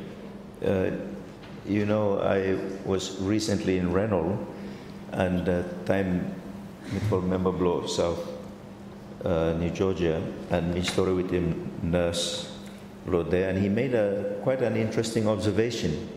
I asked him what now are the common illnesses, diseases that people present with him. He said, oh, I'm around lo lake here, lo clinic lo SD village lo there, and the nurse he said, oh, generally, say pneumonia because of got diphtheria. So to present with him respiratory illnesses. Say, but once ship him arrive, me by notice him about present with other diseases come from noodle and processed food and all same. So this one too, I think, with regards to Gualcana, because people have access to honiara and noodle and nugget processed food there, we are going to have to put up with or expect illnesses that derive from highly processed foods, and therefore the need for the expansion of secondary medical services. I would advise against moving it to Boxwood. Nara Good Samaritan Paris na one. Or say Good Samaritan no more, but yeah. Good Shepherd. But a little bit more accessible to number 9 and Honiara Town Council facilities. The further out it is, the better it is for more people to access it who are further out from Honiara. So it's just the spread of resources might be an issue. Ogat man whereas go walk him house lo Poxwood, ay ot man garam tarakin. What's a racist come on number 9 webo? But ogat man further out here now. Important.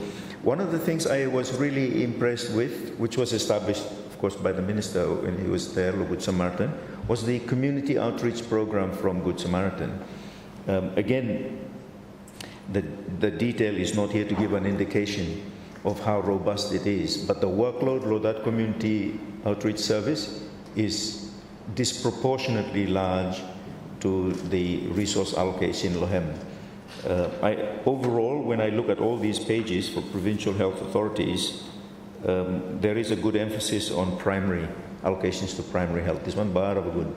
But within that, I want to encourage the government and provincial health authorities, this for community outreach here.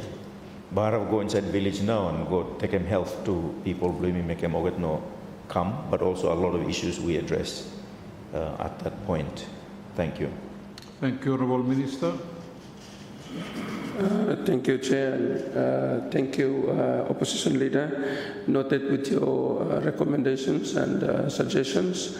Sad lo folks would know even not Lohoniara access him Good Samaritan. There are a few at Bench Creek and eastern part of Honiara.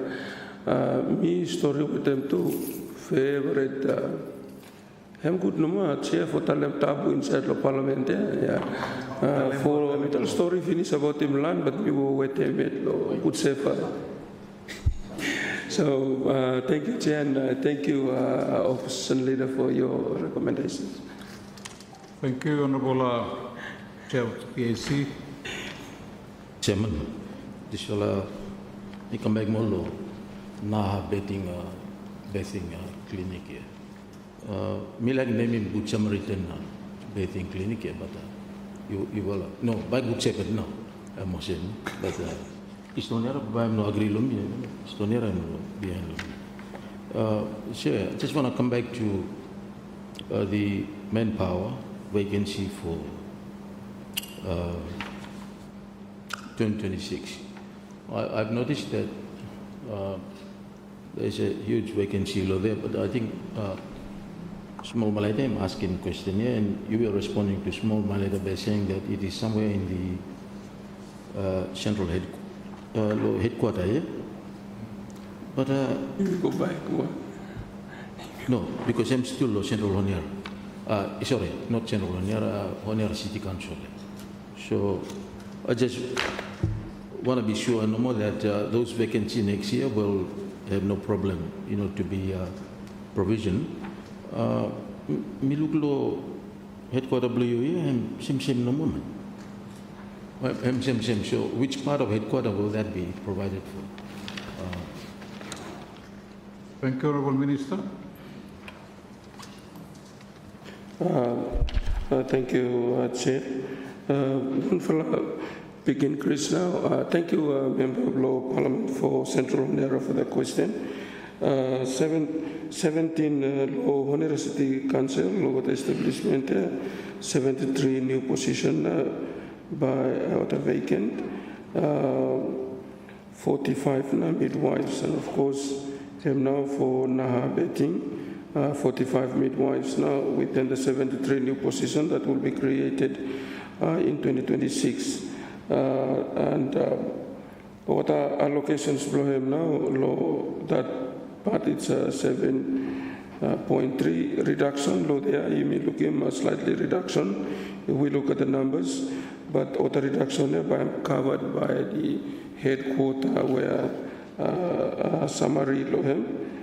If you see the summary of the ministry, law establishment, law payroll and salaries here, him increase. Basically for Kavam now, 140 staff, law CMC and 45 now for Naha betting, mainly the midwives. Thank you, Chair. Thank you. So, Honourable MP for Central Honiara. I think it's important to understand this because, it is all lumped up together in the overall establishment. So this establishment is only numbers normal, numbers below the employment normal law. The provisioning law resource no bricks here. So when you say that it is somewhere in the headquarters provision, but when you look at the headquarter provision, it remains the same number. So possibly next year you will have to come up with a supplementary to be able to cater for that. But it's good that you have a space given by the public service to have the vacancy. So I would encourage you to ensure that next year there has to be a supplementary provision for those vacancies for those very, very important health infrastructure that we will have. One thing that we have captured, say, the way that we look into the chart of accounts in the budget, terms like various allowances here. Various allowances. If you look at the various allowances, it seems to match the salaries. I'm just wondering what now have we captured in these various allowances, Mr. Chairman, because it seems to be a very, very huge allocation, almost matching the gross salary provision as well too. So maybe Minister, you tell him come, because you are the only one that has that various allowances, where it seems to be consistent in terms of the quantum that has been provisioned, almost the same as the salaries no more. Just inform the committee no more, what are the makeup of these various allowances here?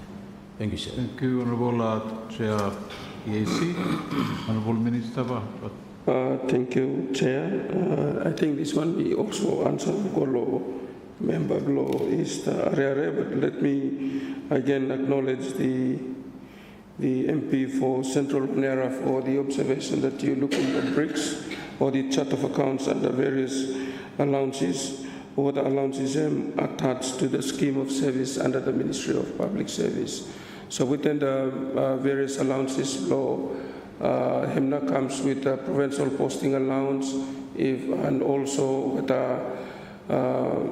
allowances that attach to the health workforce touring allowance and also M&M attached, but it's very attached to the scheme of service under the Ministry of Public Service now, or the various allowances. And I really thank the two colleague MPs for raising that quantum, because it appears throughout Nalo BRICS here. Thank you, Chair, and I thank leader of, Chairman Law PAC and the member of Central Honiara. Thank you. With your indulgence, I would like to, first of all, because we are referring to those pages in relation to issues that were before the Central Honiara came in, he was not part of the internal introduction. So I was making reference to consideration of those particular pages relating to those issues are brought up, and I think we don't want to continue repeating the same concerns that have been raised earlier. And for us to move forward, I am proposing that we go straight on to pages 182 to 191, and these are issues that are not going out of the, but I think the issues of recurrent staffing will also be reflected in this general head. So those pages I'm referring to refers to the National Communicable Disease, page 182, National Reproductive and Child Health, 183 to 184, Nursing Council Board, 185 pages, National HIV STI, page 186, the National TB and Leprosy Division, page 187, the National Vector-Borne Diseases, 188, Public Health, Emergency and Surveillance, page 189, and then of course the last one is 10, National Medical Stores, page 190 to 191. If we go by those, okay, it will dispense of this head quickly. And there are other important ones. For example, after these ones that I've read out, it will be National Referral Hospital reference. And the issue of staffing will always come up regardless of which divisions, right? And the Minister, as I think we already made reference to, in conjunction, collaboration with the Ministry of Public Service, staffing conditions of service come under the public service entitlements and so on. So yeah, you can't bring it in, but the numbers are dictated by the requirements of the Ministry of Health. I'm just saying this so that we don't bog down with them same questions. Some of those are general, applicable right across the board. But the issues concerning the committee is to do with the allocation for those divisions, yeah, under those pages. Because that's what we are going to vote on ultimately. My apologies if I'm confusing the whole thing, but where it's going, perhaps we should not repeat the same process again, because they're going to come back and again, especially with staffing matters. Thank you, Honourable MP for Central Honiara. Chairman, I think I understand what you're trying to drive at, but it is a policy issue that I think need to be asked specifically to whatever that has been allocated to a common chart of accounts labels. Okay. So when you refer to various allowances, for instance, I agree with you. It applies right across the normal one department or something. So it's a policy issue. When we ask that question, it relates to the policy that is made by public service, for instance, on the terms and conditions of what not various allowances here, emotion. So when you ask that question, then if the explanation is made by the minister, I'm clear now, emotion. So when he says it's storing allowance and other terms and conditions is agreed to by public service, that's fine. But I think we need to go into detail. Touring allowance cannot be that expensive to us too much.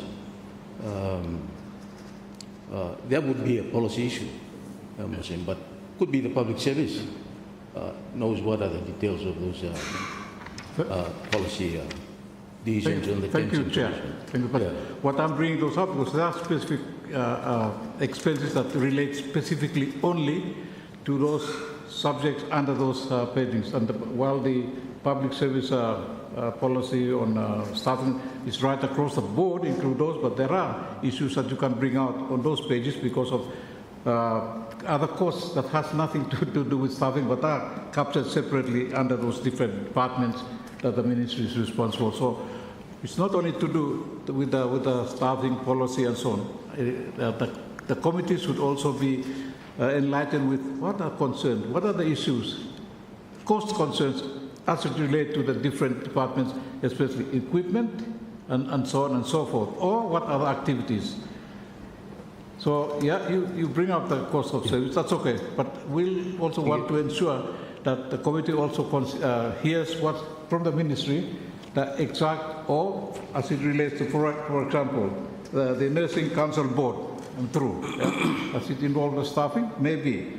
The National HIV STI, what does it involve? So what we are trying to do is capture all those discussions one time, across those pages. Thank you, Honourable Minister of Finance. You would like to make Chairman, I think, am I right? No, I mean, what you are raising, but the fundamental thing about the budget is that, we want to make sure that budget, the question that everybody is asking every now and then, what is the true cost of running government services? I must say. So when questions like this are asked, it points to the policy issue of, have we done a good job in cleaning up the budget? I must say. So that's why we are asking this. But Minusai, what's the angle that you are trying to drive here? That when issues are discussed and done with, you may stop normal over there and then you may ask a new question. I'm not too sure what now. There are other cost issues, but bears on this that also has to be brought up for the information of the committee. Not only the staffing policy matters and so on. So that was what I'm hearing is just staffing policy and so on. But other issues that covers this, the various departments, they don't have the same matters or subjects or concerns around there. From the Ministry of Health will tell you what is the cost of running that department, right, of this one, including, of course, the staffing issues or policies. Thank you, Honourable Central Honorary, may continue. Me disturb now, so you may move Gomal or anyone may buy asking question here. I think you may move on. I think you are absolutely correct for us to move on. Yeah, thank you. Thank you. Yeah, Honourable MP for East Choiso. Thank you. Thank you very much, sir. We go to phase 182 now. And non-communicable disease. Haram statistics that 7 out of 10 deaths of this country are attributed to non-communicable diseases and Muslims. So I guess this unit here is, I think the way to read the fight, maybe the minister need to clear him. The way to read the fight against non-communicable diseases is to read it throughout the budget, the health budget also. Because this particular unit is probably coordinating no more or something also. This national non-communicable diseases, MGRM staff, maybe that's our understanding, the way to read the fight against non-communicable diseases, because 7 out of 10 every death in this country is attributed to non-communicable diseases. So that allocation services is one of a fight against non-communicable disease. That never makes sense. But I think to read I think we read it together with all the other allocations of other budgets. So that's how we understand this. But more specific question, Mr. Chairman, is to do with the policy that you and me established in and that is the Cuban doctors, Mr. The chairman, the chair of the Public Accounts Committee, I'm raising that one, law report, Logata, and as a national strategy to address non-communicable diseases, because Cuba is the best, I've got the best public health system in the world, Mr. Chairman. So, and that's why you go and establish in that one during our time. I'm saying we send doctors there. And what is raised in the report here is that, the idea is to, what Dr. Seba coming to post in over the rural. Almost up here, over the base over rural hospitals throughout the country. That was the intention at that time when we engaged with the Cuban sending students leaving go for training in Cuba. What is picked up by the report here, Mr. Chairman, is that I think one of the key challenges that are facing is that the medical institutions, when I'm saying here, they're not accredited by regional universities. That's a shame, Mr. Chairman. Saxenia got training come no for cutting leg. They're not for curative. They're not curative doctors. They're trained to prevent people so that you don't go cutting leg bleed. That's the emphasis of the training local doctors law Cuba. So what go post look at the rural clinics and hospitals and teaching people, like this one, or no come cut leg. And in fact, in Cuba, they don't cut legs, because they cure it. So, I don't know what. So it's immediately like that no more, or can this be addressed by way of some kind of amending laws, please, so that you recognizing what people at the time, what the graduate come to Cuba, they are doctors in their own right. But emphasis, Logata, is preventative, not curative. Mr. Chairman, as a broader national strategy to address non-communicable disease. Thank you, Mr. Chairman. Thank you. Honourable Minister. Thank you, Chair, and I thank the MP for his choice for your important question in terms of our human resource in our health space. Indeed, as per the PAC report captured there, we are on halfway to meet the required, as per the WHO, 22 per 10,000, that's the requirement. We are now on the 44 per 10,000 population. Looking into your suggestion on the Cuba graduates, just to let this House know, I came home in 2004, to which the first batch of Cuban graduate came. We are all treated the same. We do the examination to have the board license. So we have a law called Medical and Dental Board, and in every country they have their own board. You need to pass this board in order for you to practice medicine. So there are other countries that are very difficult to obtain a license. A medical profession is a very professional job that you need a license in terms of they assessing you on two areas. One is the medical science, which you do an exam for that, and then clinical science, which you then do for that as well. So Tamifalakam, we all treat it the same. We all do the exam, we all trained, and they are all good doctors now. They are all competent. They are serving our people across Solomon Islands. And I'm one of them that we sat the same exam. What I write Logi Paul say, hey, you are recruiting a medical doctor that Hemino got him license for practice lo solo. So I do come and sat the exam. And fortunately, I got a short time for familiarization attachment, and then I go back and work at GPOL. So to train a medical doctor, you not only for you to graduate in medical institutions, but also to pass certain license, what they call OSCE exams, and all these exams in medical sciences, you must pass them to be able to, because it's about life. So you need to be competent to practice medicine. Coming on the doctor's Cuban curriculum, of course, yes, there are literatures that captures the primary health care for Cuba that is really, really good.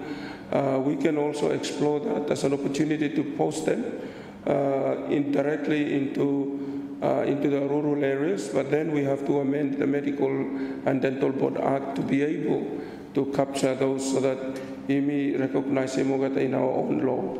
Unfortunately, as the PAC capture them, they are not able to have go and further their studies in some of the universities, but there are some that can other breakthrough. Yeah? One is doing diploma in dermatology in FNU now, and from Cuba graduate. So though it's difficult, it's not impossible. I think that's my answer to the Cuban graduates. Indeed, primary health care, Cuba has been captured in the literature that they are doing fine. We need to learn from them. And if we are to revisit the same policy as you created in the years back, it's no harm doing it again. We need to see the economy, see the establishment, see how we are able to pay for them. And all these factors need to be considered. And then, as I said, I still need money to increase the services that our people need in terms of our health workforce, establishment, health infrastructure, health governance. All these things are fragmented. And let me, Chair, acknowledge the PAC Chair for capturing now some of the fragmentations inside the budget. I do noted them. But I really thank him for raising those, and I'm taking note of them, and I'm trying to clean him up more recurrent next year, Chair. With that, let's work together to improve our health workforce across the country for the betterment of the healthcare service delivery. Healthcare no blomi no more, employee everyone sit down here. It's good that we talk about it and we discuss it, and together. You meet together, find a solution way forward. Thank you, Chair. Thank you, Honourable MP for Small Malaita. Thank you, Mr. Chairman. So, on this natal training belong you meal or the medical people blame you call Cuba, meeting it's such a critical policy where you must ensure that even how you may do deliver medical services, health services in this country, you must redesign them. Because you take them come with doctor where people were trained for public health, and then you put them over through exams for clinic here. I mean also any other term, we also karage. So I think this one have important policy issue lo you me and call belong minister for you me wakalo him important. It's now very imperative. Take him come this one quick time. You need for change him or the exam here. Need for change him our hospitals and clinics. You must concentrate long a little bit more, not only money, Mr. Chairman, infrastructure, because we must change him here. Investment law, infrastructure. We focus law, preventative approach here. So every budget blow you me, what a clinic you make him, hospital you make him here. You look him also one of the man graduate come to Cuba or some place. You think him, hey man for operate now. No, yeah. So I think important policy we need for look him here, Mr. Chairman. You take him come paper no more minister, make him this one. It's overdue because you may not do me now NCDs here. Hemi too much like me now. What money? What to train for? Can prevent him cut a leg, cut finger, cut toe, and can cut him. Aye. Chairman, you saw one in or what money no more.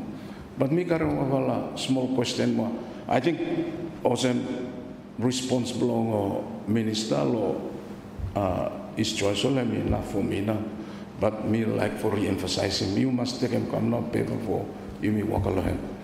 But question blow me still not training because Minister of Foreign Affairs law talk blame him same like him you me go ahead for send them more people go to Cuba yeah. But you know, osem mino here mi toko osem hem. No, mi toko se. Okay, so anyway, that one we must keep him. But me want to travel or other places where we send them people home for training. Sometime in the past we sent, I think 100 people go along or where Philippines. Or the Philippines, send them what man like for treatment, yeah. But doctor now we minimum what we send them last time, but I think there was some study telling, hey, you know, send them now people are there. Me like him, minister, you sabe tell him where are we on this? Anyone you meet train him lo there stop yet and what's the policy decision long of this scheme here? Thank you, Mr. Chairman. Thank you, Honourable Minister. Thank you, Chair. Thank you for MP for Small Malaita. Just correction law or a Cuban graduate me or no public or no trained public health here.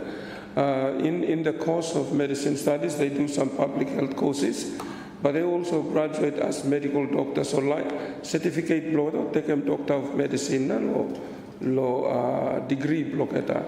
Now the only thing that other missing is the clinical training. So when they come here, they do the clinical training. So public health is a discipline of its within medicine or the field of medicine, just for clearing that one. And of course, thank you. And me to talk as Minister of Foreign Affairs to a small MP plus small Malay. I really want more health workforce as it's captured, and I thank you, the chairman of the PAC, more medical doctors and more health workforce. Because if I build many health infrastructure across this country, we'll never work inside. So we need to forward thinking about training more health workforce. So just for me, but me to me for more health workforce law, the bilateral talk. Yeah, so that is for that. In terms of the Philippines, I don't have the record, to be honest with you. Good MP of Small Malaita. I haven't have the record of those students that are attending Philippines universities at the moment, or even able to see their performance if they actually work law health facilities. Blame me. I only know the Cuban graduate, but if you allow me to find a space, I could inform the House in another time. Thank you, Chair, and I thank you, MP plus Small Malaita. Thank you, Honourable Leader of Opposition. Thank you, sir.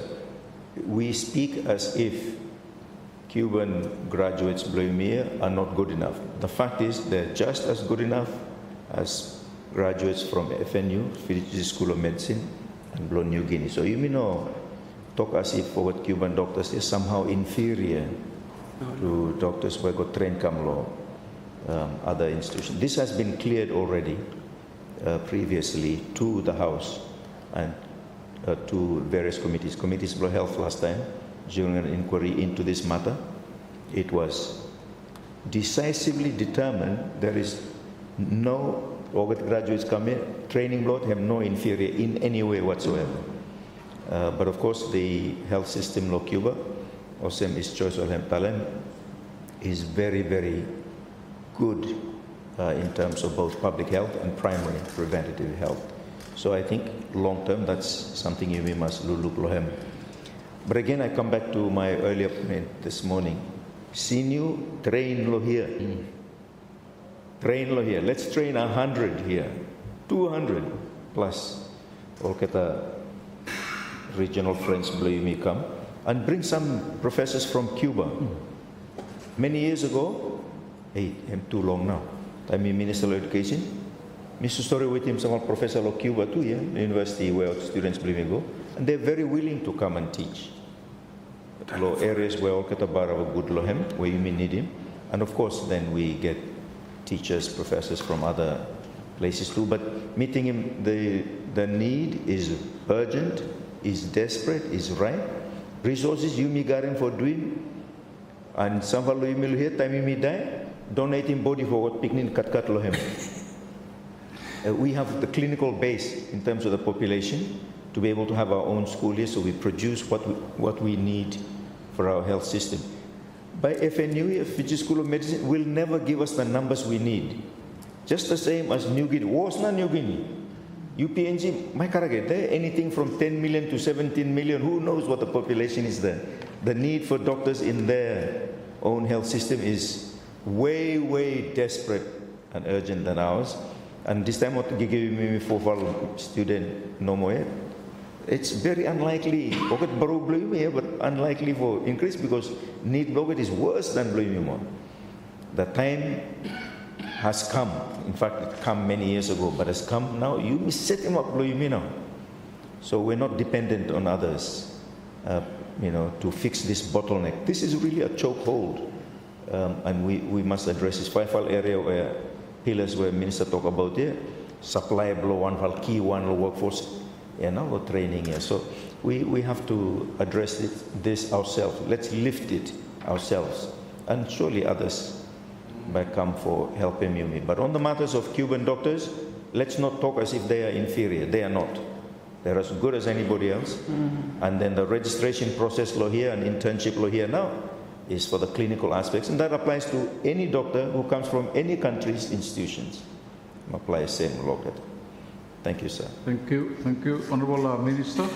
Thank you, Chair. Thank you, Opposition Leader. And I really like the emphasis so that people blow me here that doctors from Cuba are equivalently competent as any other graduates from other universities coming in.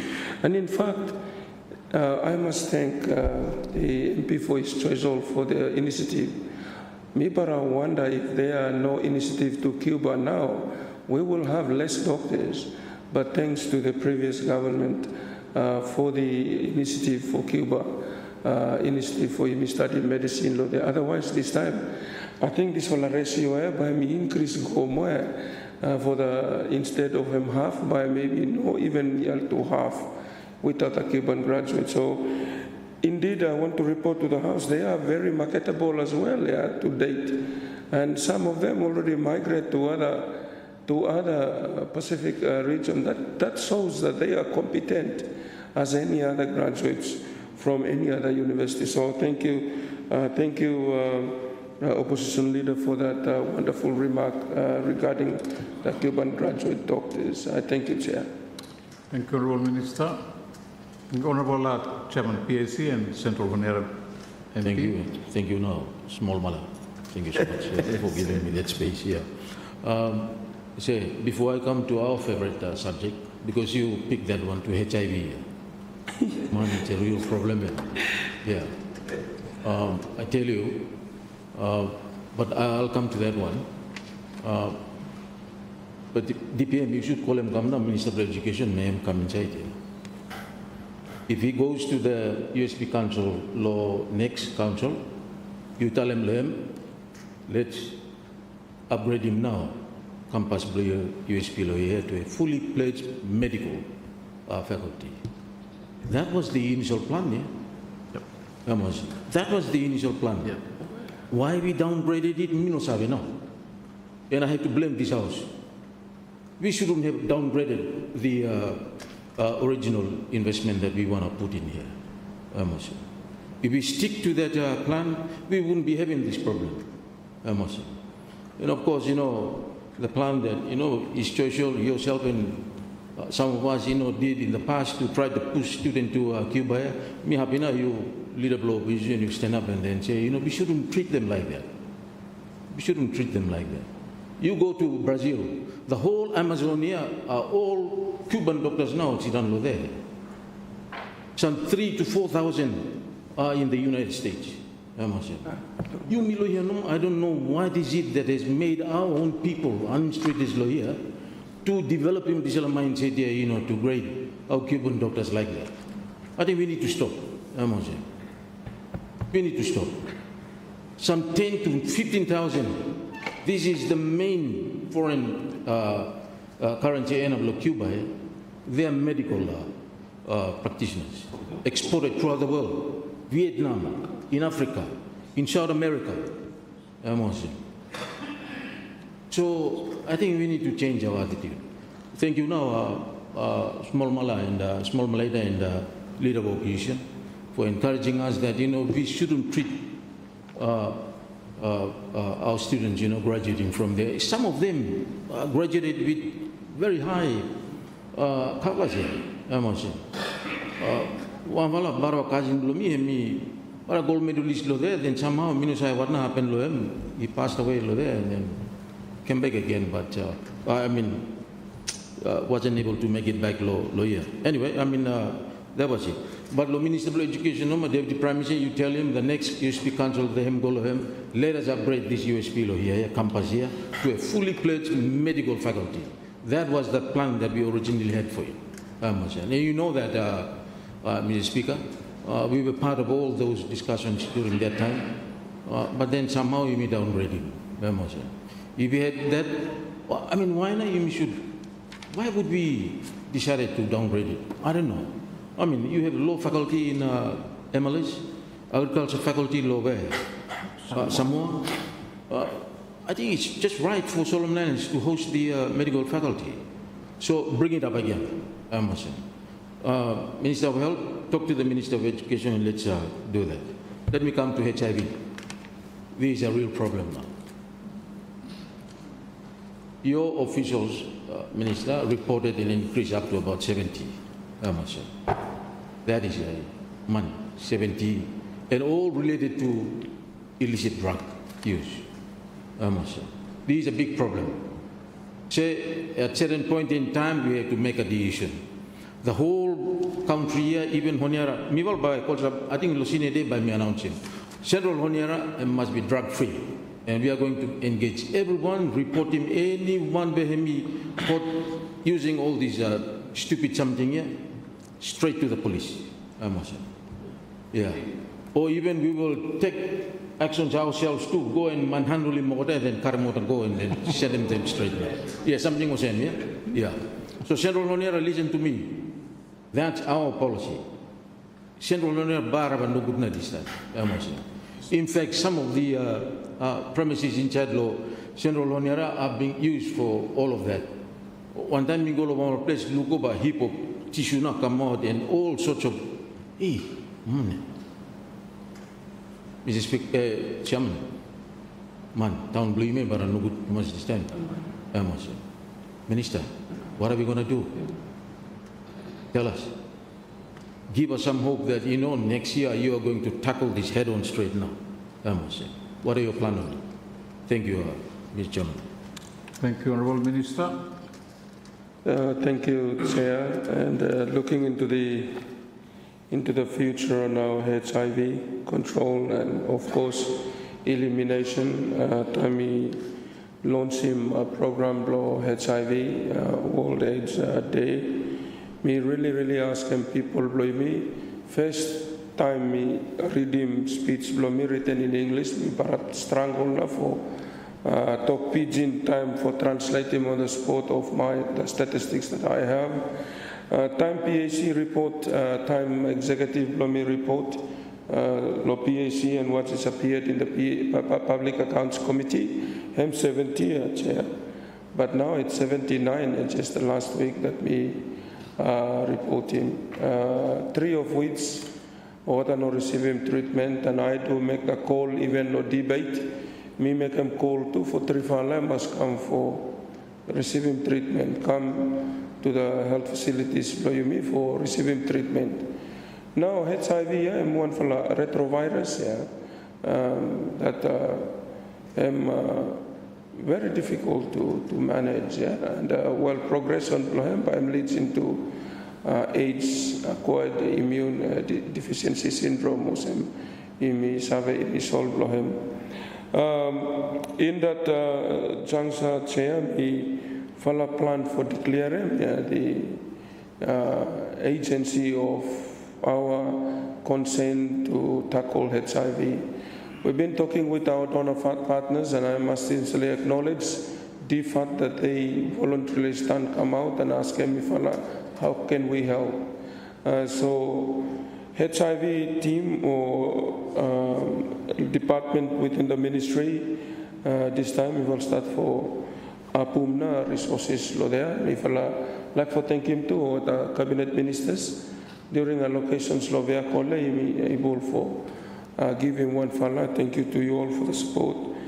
You may but need him collective effort the national collective effort from parents, church groups, community leaders, and I essentially thank the MP for Central Honiara for this bold statement that I'm telling decided for drug-free law constituency. And I do hope that all of us, the 50 members of parliament during Sinidia, we can align with what the MP for Central Honiara have just told them. In terms of the drug, Chair, me already signed in proclamation on the rules of the methamphetamine, which is the ICE. And then recently, during our debates last week, me fala cabinet also endorse him now amendment plotted fala act. So that's the way forward. I'm very looking forward. Maybe first Parliament next year. You may take come amending Tamgona Act here, the Drugs and Poisons Act 1941, so that we are able to have, a law, a legal framework that guide us on addressing the risks of having HIV, and at the same time, clinically, we manage the HIV on our part within the ministry, Chair. And I thank you to my Member Blow Central Honiara for that point raised. Thank you, Chair. Thank you, Honourable MP for Small Malaitan.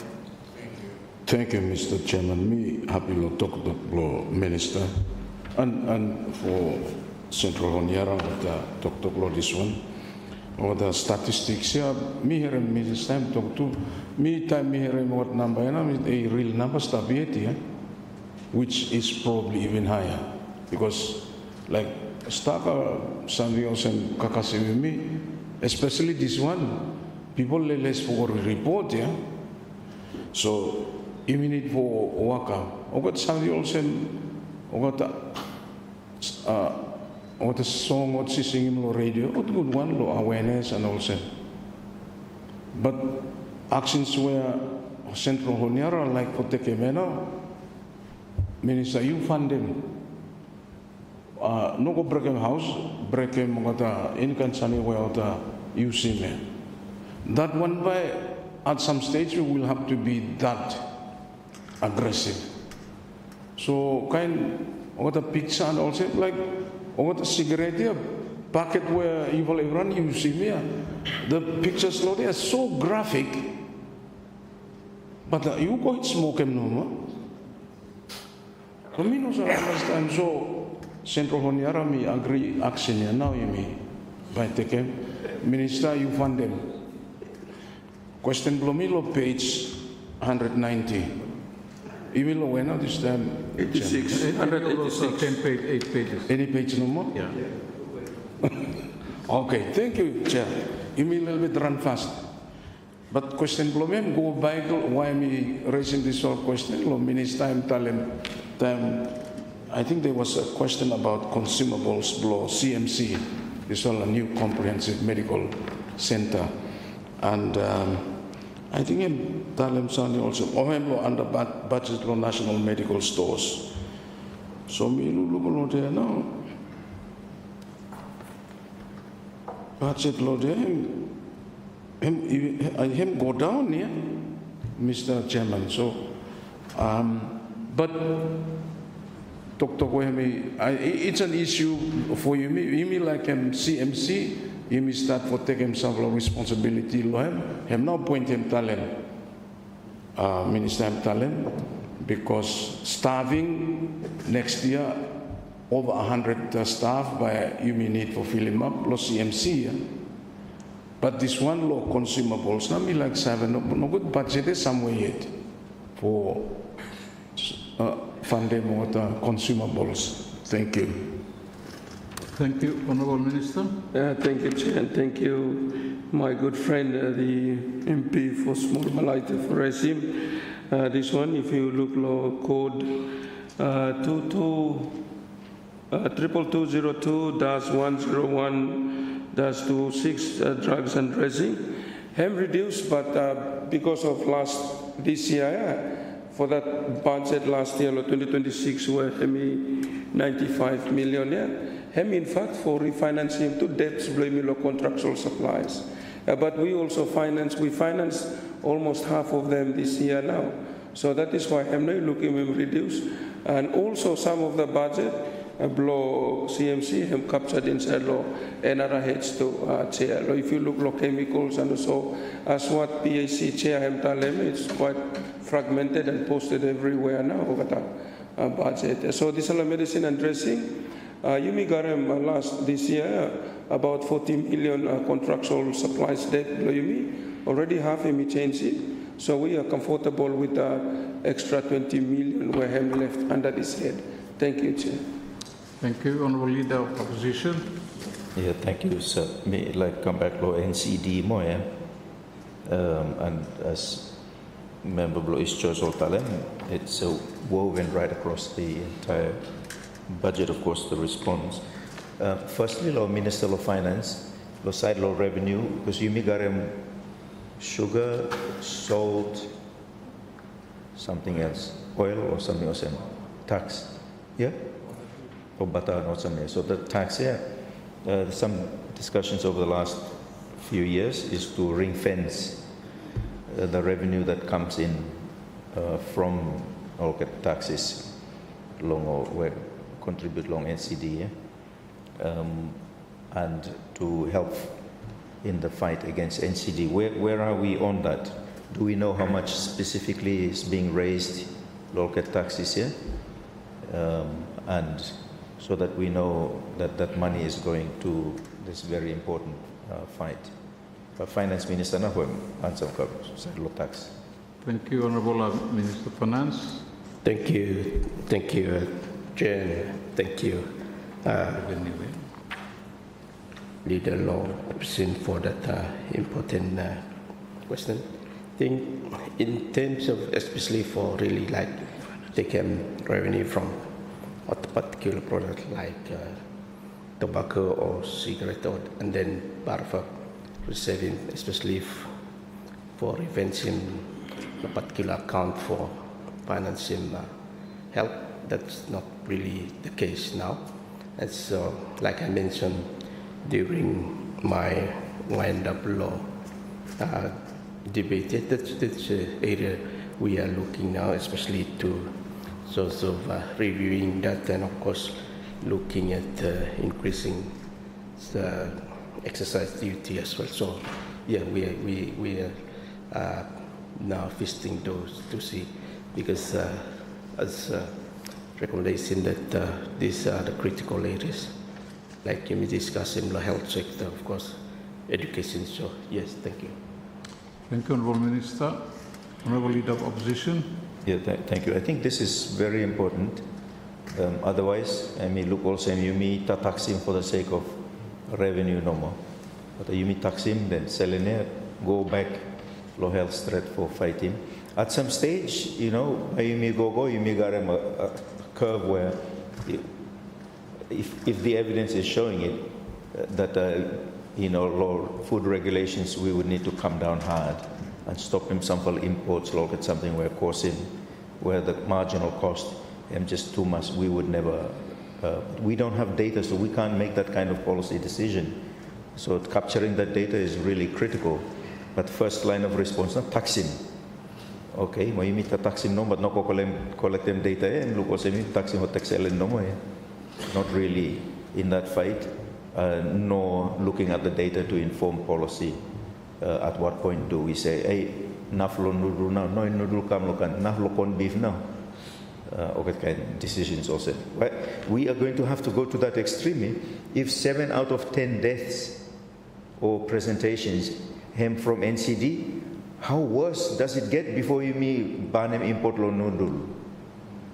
Nudul sweet to you, but sweet you know, so I mean, how much worse do we want this thing to get before we take really drastic action? It's a really serious policy question, this one. I just don't sense the seriousness in terms of capturing the data, informing policy, and then taking very drastic, decisive action. Look, this one. So I'd like to encourage the Minister of Finance, find ways to capture that data, and then see how that correlates with the resources required in this fight against NCD, and then see what else we need to do, including Yumi Banem, or it's something we're causing people blame me for sick also. Yumi Banem from Tekem Kamlo country. You know the dance around in this matter for a long time. We've been dancing around it for too long now. So, Said Longo, Minister of Health, Chairman, me like to ask no more. So, in terms of NCD, where are we? Am still go up? Am go down? Or am level? Where are we? Thank you. Thank you, Honourable Minister. Thank you, Chair. In terms of the trend, him go up until Limi Banim now, something you talk about him, yeah? But I want to contribute by saying that we have an issue of urban food security, the issue of banning those food, yeah? Because of the urbanization that comes, everyone like Lohoniara causing food security Lohoniara. And that is why, Chair, me take an initiative here for food security for Honiara. So, not Gorekanal, him like for food based in Lohoniara. And once I see the food security law, urban centers start for stable, I did some surveys in NRI, in Central Lohoniara, and as well as Law Central Market, of looking into how na quantity of local kakai coming in. And with the impacts of the 12 tractors, Chair, it's working really quite well now. It's still early to measure the significance of those economic zones in my constituency producing food security for the people of Honiara. No problem of food security, but in the urban areas where urbanization comes in, food security become an issue. If we bani mot kakayarun by dialogue hagere than dialogue signicia, Chair. So once we quantify this food security issue, nutrition comes with it, and then we will be able to put some axe on some foods that coming in that continue to be the risk factor of NCD. A single company where they contributed around 250 million, and then if you combine all the NCDs here,